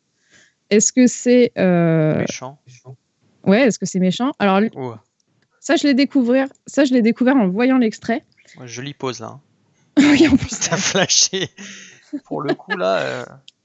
Et en fait, ça m'a fait penser... ça, c'est un truc tout bête dans l'écriture. Et en fait, on va le voir plusieurs fois dans le film. L'écriture est assez sarcastique. Là, on se rend compte que c'est le sidekick qui a peur d'une statue. Donc, c'est un peu débile, entre guillemets, puisque c'est un être inanimé et il a peur d'un truc qui va pas l'agresser. Donc, le héros est en mode « Ouais, tranquille, pourquoi t'as peur ?» Et en fait, on va se rendre compte que juste après, le film va nous montrer sa belle phobie qui est l'audiophobie. Non, merde, comment on appelle ça? Oh, je l'avais tout à l'heure en plus. Ah, bref, il a la peur des serpents et c'est un peu foutage de gueule. Enfin, l'écriture se fout vraiment de la gueule de ces personnages et c'est assez kiffant en fait pour ça. C'est lequel déjà celui de Indiana Jones? Je sais jamais parce que je les ai pas tous vus dans l'ordre et à espace très espacé. Est-ce que c'est le Temple maudit? L'Arche perdue. L'Arche perdue. Bon, voilà. Perdu, l'Arche. Lol. Du coup. Voilà. Pourquoi fallait-il que ça soit des serpents? C'est le seul truc. Ah oui, la fameuse phrase. Là où le héros sert à rien. Non, c'est idiophobie. Ah, je sais plus. Idiophobie? Non, ça doit pas être ça. Non, j'en sais rien en vrai, ça se trouve c'est ça. Je sais pas, le chat confirmera. La peur des idiots. Non, ophiophobie. Je suis sûr que le geek est en train de chercher actuellement. Même pas un petit scorpion. Eh non, pas de scorpion dans celui-là. La schnécophobie. Schnécophobie, pardon. Ouais, pas schneck. Voilà. Ok, bravo. Bah, merci beaucoup. J'espère que vous avez tout compris. Yes. En tout cas, moi, j'ai tout compris. Je vous ferai une interview, comment on appelle ça? Un devoir sur table. Bah, quand tu veux. Maintenant, là, ou... Et bah, merci beaucoup pour ta présentation sur les symboles. En plus, on a eu... ça a été agrémenté de pas mal d'exemples, donc c'était vraiment sympa de voir autant d'extraits de films. Enfin, ça permet de voir un petit peu comment ils sont utilisés. Et moi, il y en a plein que... Bah, du coup, c'est vrai que... Enfin, je pense que le spectateur moyen dont je fais partie ne regarde pas un film en essayant de l'analyser de manière générale. Et effectivement, les symboles, quand ils sont placés de manière assez subtile comme ça, on n'a pas besoin de... Enfin, ils sont efficaces, quoi, même s'ils sont discrets. Donc ça marche plutôt bien. Si vous avez des questions sur le chat, n'hésitez pas. On peut revenir aussi sur certains points qui ont été abordés. J'ai pétophobie, mais c'est n'importe quoi, meuf. Il faudrait aller chercher, s'il y a des motivés, d'aller chercher comment on appelle la peur des serpents. C'est ophiophobie, ça y est, j'ai retrouvé. Ophiophobie. On voit son sondage tant qu'il y a du monde. Ah oui, mais le sondage, j'ai oublié de le faire. Je me suis rendu compte au moment où j'ai discuté. Mais je vais le faire maintenant, mais en mode en posant une question. Comme ça va faire, ça va me laisser le temps de le faire. Du coup, toi, comment t'as trouvé déjà l'exercice? C'est très sympa parce que comme je l'ai dit, c'est une question que je laisse en suspens depuis 5 ans. Donc ça m'a enfin permis de m'y mettre. Et le plus kiffant, évidemment, c'est de trouver les exemples parce qu'en plus, je suis quelqu'un de... kinesthésistes. Donc c'est Kinesthésie. ouais, en fait, il y a les visuels, les auditifs et les kinesthésistes. Et c'est ceux qui marchent beaucoup à, comment on appelle ça?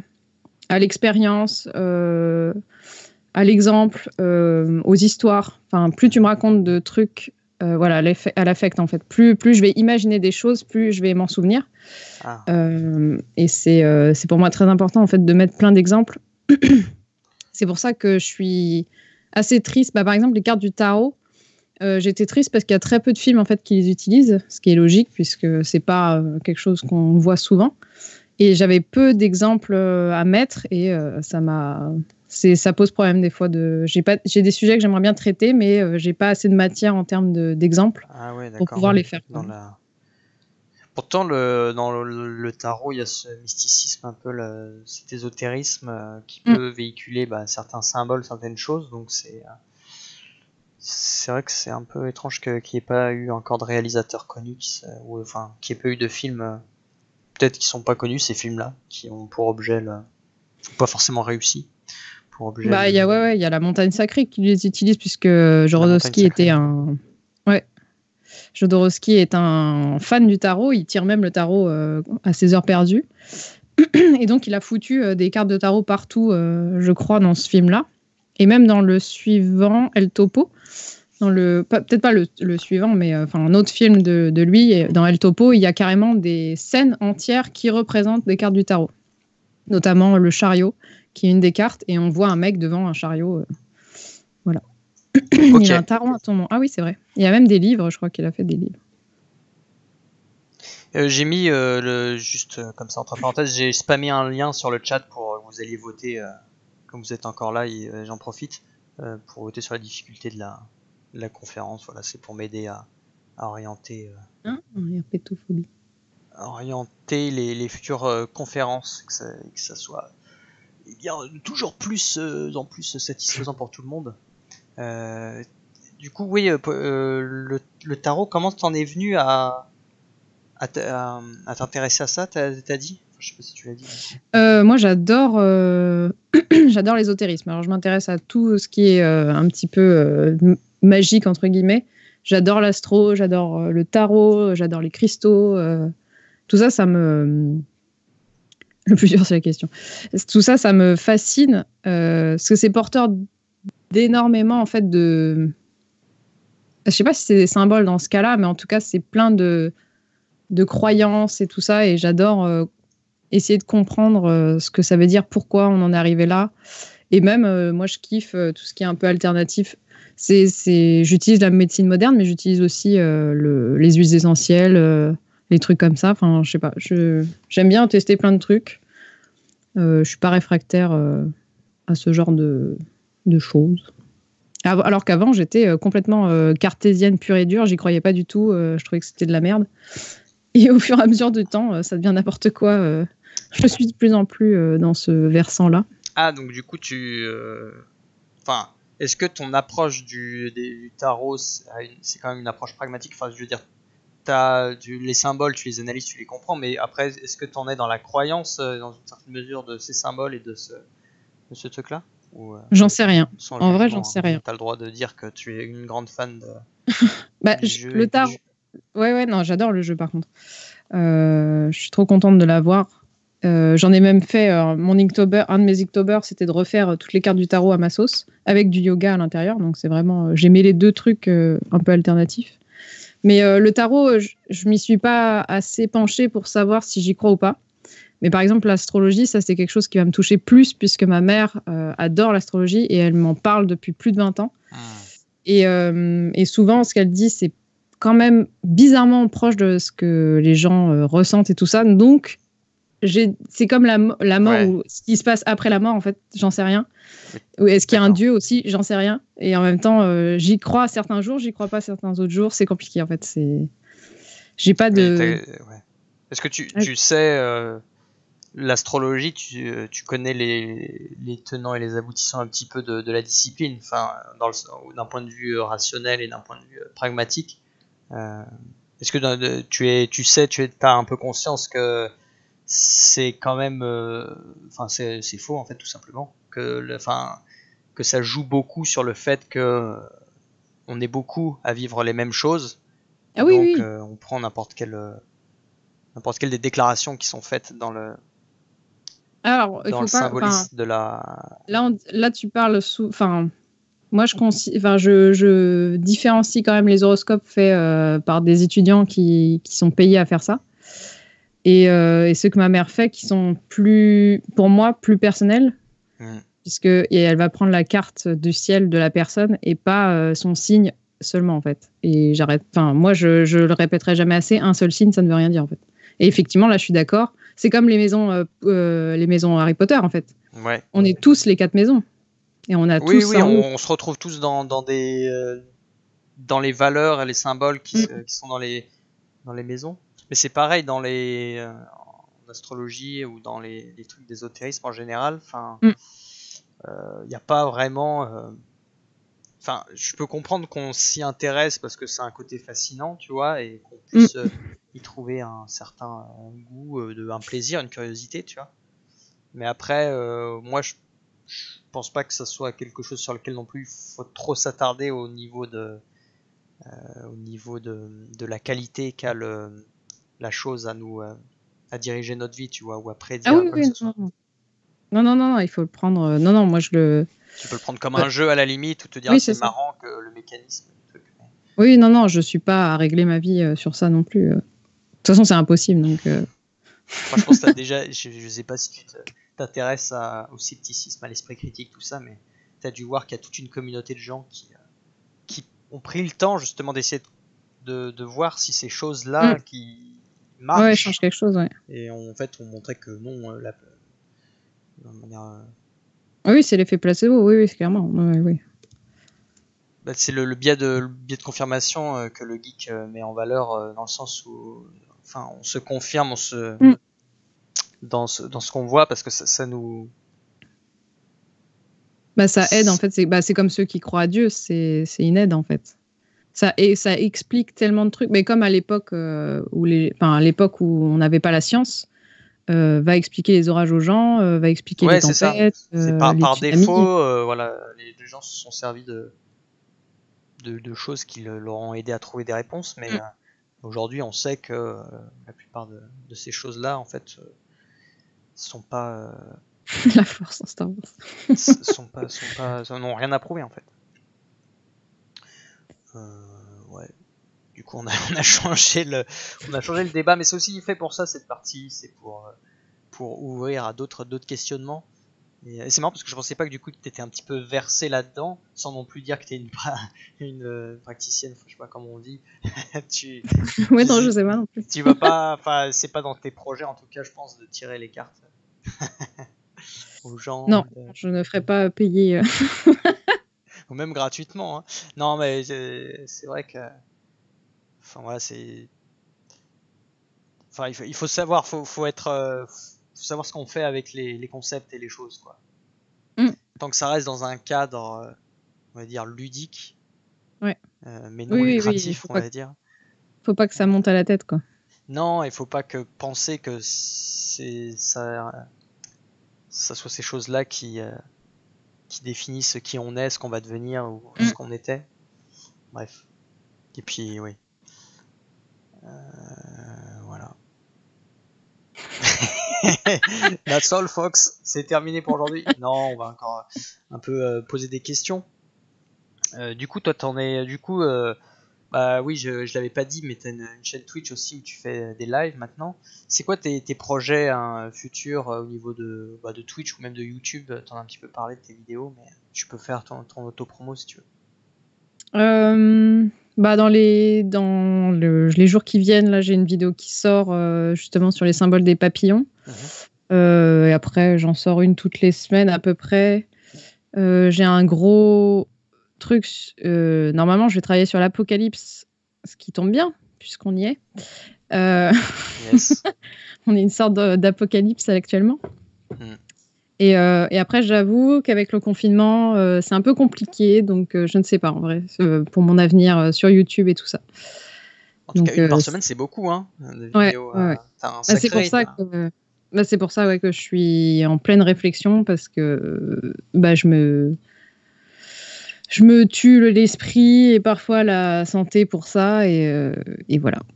Et voilà, c'était l'autopromo la plus déprimante que vous avez jamais fait. Du coup, ne me soutenez pas parce que sinon je vais déprimer. Non, au contraire, allez-y. Allez, en plus je les ai affichés là, les liens vers tes réseaux. Donc allez soutenir ta chaîne. Je me souviens plus, t'es affilié sur Twitch. Oui, c'est pour ça qu'il y a des magnifiques... oui, mais oui, je suis bête. Enfin, en plus je le sais puisqu'il y a les fameux dabs comme ça. Ouais. Donc allez vous abonner. N'hésitez pas à claquer votre Prime chez Sweetberry. Ou même d'aller voir des pubs sur Utip, hein, c'est t'as un presque Utip gratuit. aussi, ouais. Ah oui, j'ai tout, moi. Je rack à toutes les possibilités de financement, donc. Ok. Donc tu essayes de voler un maximum chez les gens, c'est ouais, c'est ça. Ah bah, j'ai pas choisi le renard comme effigie pour rien. Hein. Justement, je vole aux pauvres pour la pauvre. Ça vient d'où, ça, le renard, le symbole?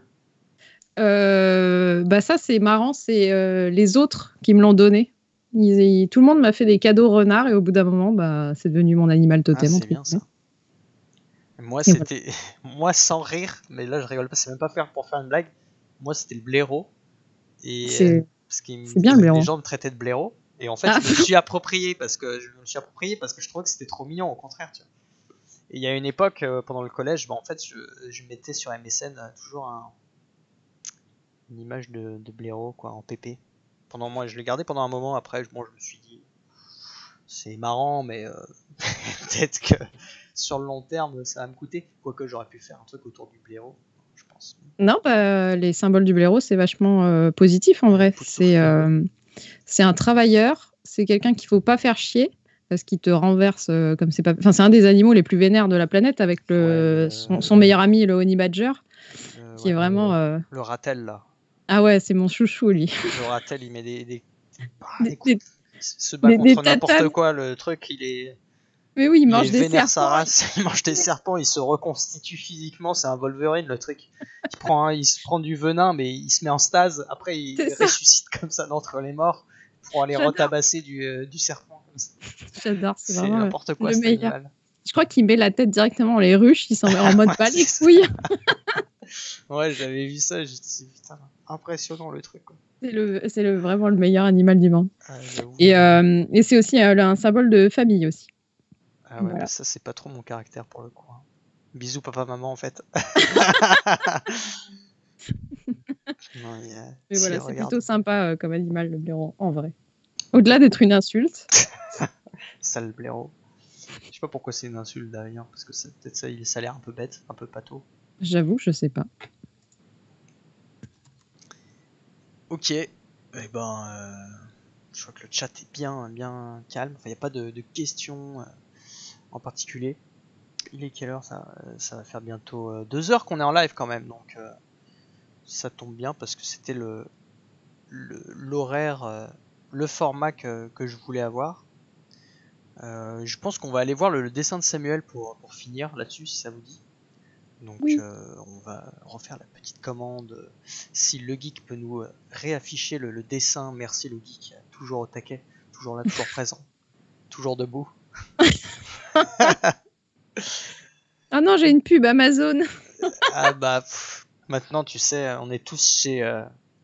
On est tous chez, comment il s'appelle Je cherchais son nom là. Bezos. Jeff Bezos, ouais. Ah oui, et merci pour vos follow, au fait. Là, je viens de voir. Merci beaucoup, un château. Attends, moi j'ai la pub, je vais aller voir ça. Jeff Bezos.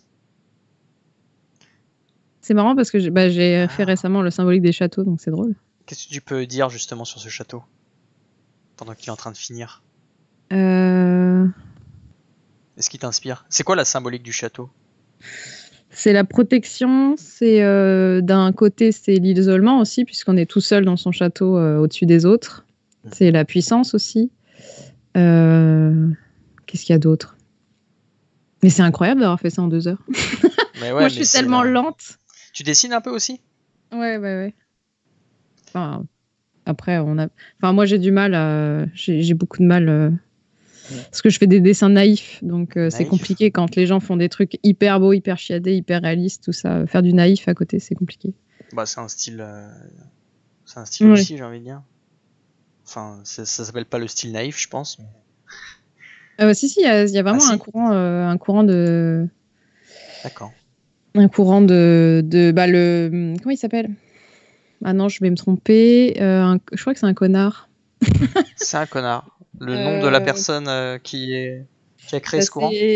Non, il a pas créé le courant, mais C'est un on lui a point donné Godwin, le. là, Ah. Non, bah je vais pas retrouver. c'est pas grave.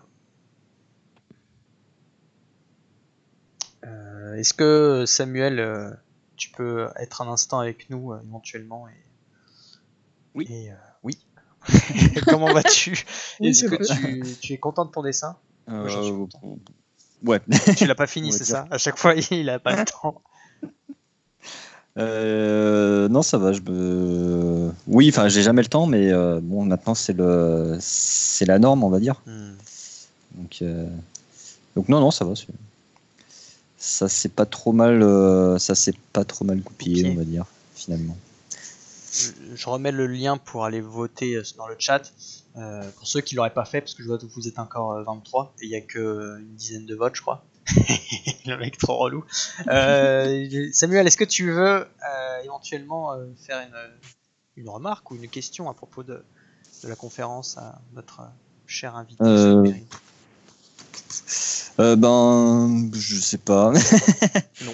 Non, en fait, c'est vrai qu'au début, quand tu m'as apporté le sujet, au tout début, je me suis remémoré mes cours d'analyse d'image. Ouais.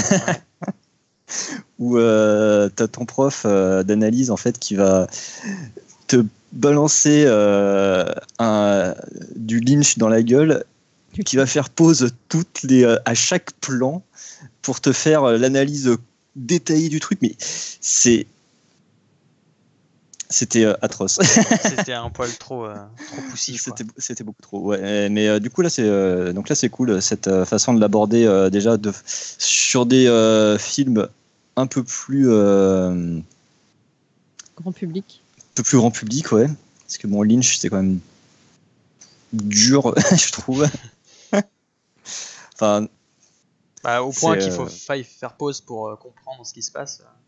Non, pas à ce point-là. C'est vraiment, c'était vraiment dans la surinterprétation, tu vois. Où je te dis, il fait pause à chaque plan du film, mais enfin chaque plan pour faire l'analyse d'image du plan. Ouais. Donc à te sortir les symboles qu'il y a à l'intérieur, etc. Donc bon, c'est intéressant d'une certaine façon. On apprend des trucs. Il y a un moment où ça va trop loin, quoi. Oui, c'est vrai. Mais c'est intéressant du coup. Mais du coup, voilà, c'est pour ça que je disais que je suis quand même content que c'est pris une approche plus accessible, tu vois. Et puis là, il y avait quand même pas mal d'exemples aussi. Ouais, du coup, c'est cool. Donc on a pu voir différentes choses, c'était pas mal, c'était cool. Ok. Voilà, c'est tout pour ce soir. Je pense qu'on a eu on en a eu pour notre argent puisque c'était gratuit. Du coup, merci Samuel pour ton retour, merci Sweetberry pour la conférence. J'espère que tu as aimé faire l'exercice en tout cas, et que tu as apprécié donner cette petite présentation. Comme d'habitude, je vais te laisser le mot de la fin pour que tu puisses t'exprimer et dire les dernières choses avant qu'on se quitte. Alors, ça sera pas des mots, ça va être des signes. Ça va être des gestes. Ok. Argent gratuit, exactement. Exactement. Bon, merci à toi, et puis on se dit. T'es sûr que t'as pas autre chose à dire? Parce que là, je me sens coupable de t'avoir empêché de dire quelque chose, non? C'est bon? Ah non, justement, moi je ne fais que daber, donc. Je respecte le choix du dab. C'est la loi du dab qui règne ici. Merci du coup pour la soirée. Je vais rester un peu avec Samuel et les viewers. On fasse un petit mini débrief post-conférence. On se dit peut-être à la prochaine fois, Sweetberry. Merci encore d'avoir été présente et merci pour ta conférence. Allez, je te laisse. Ciao, bye bye, salut! À plus!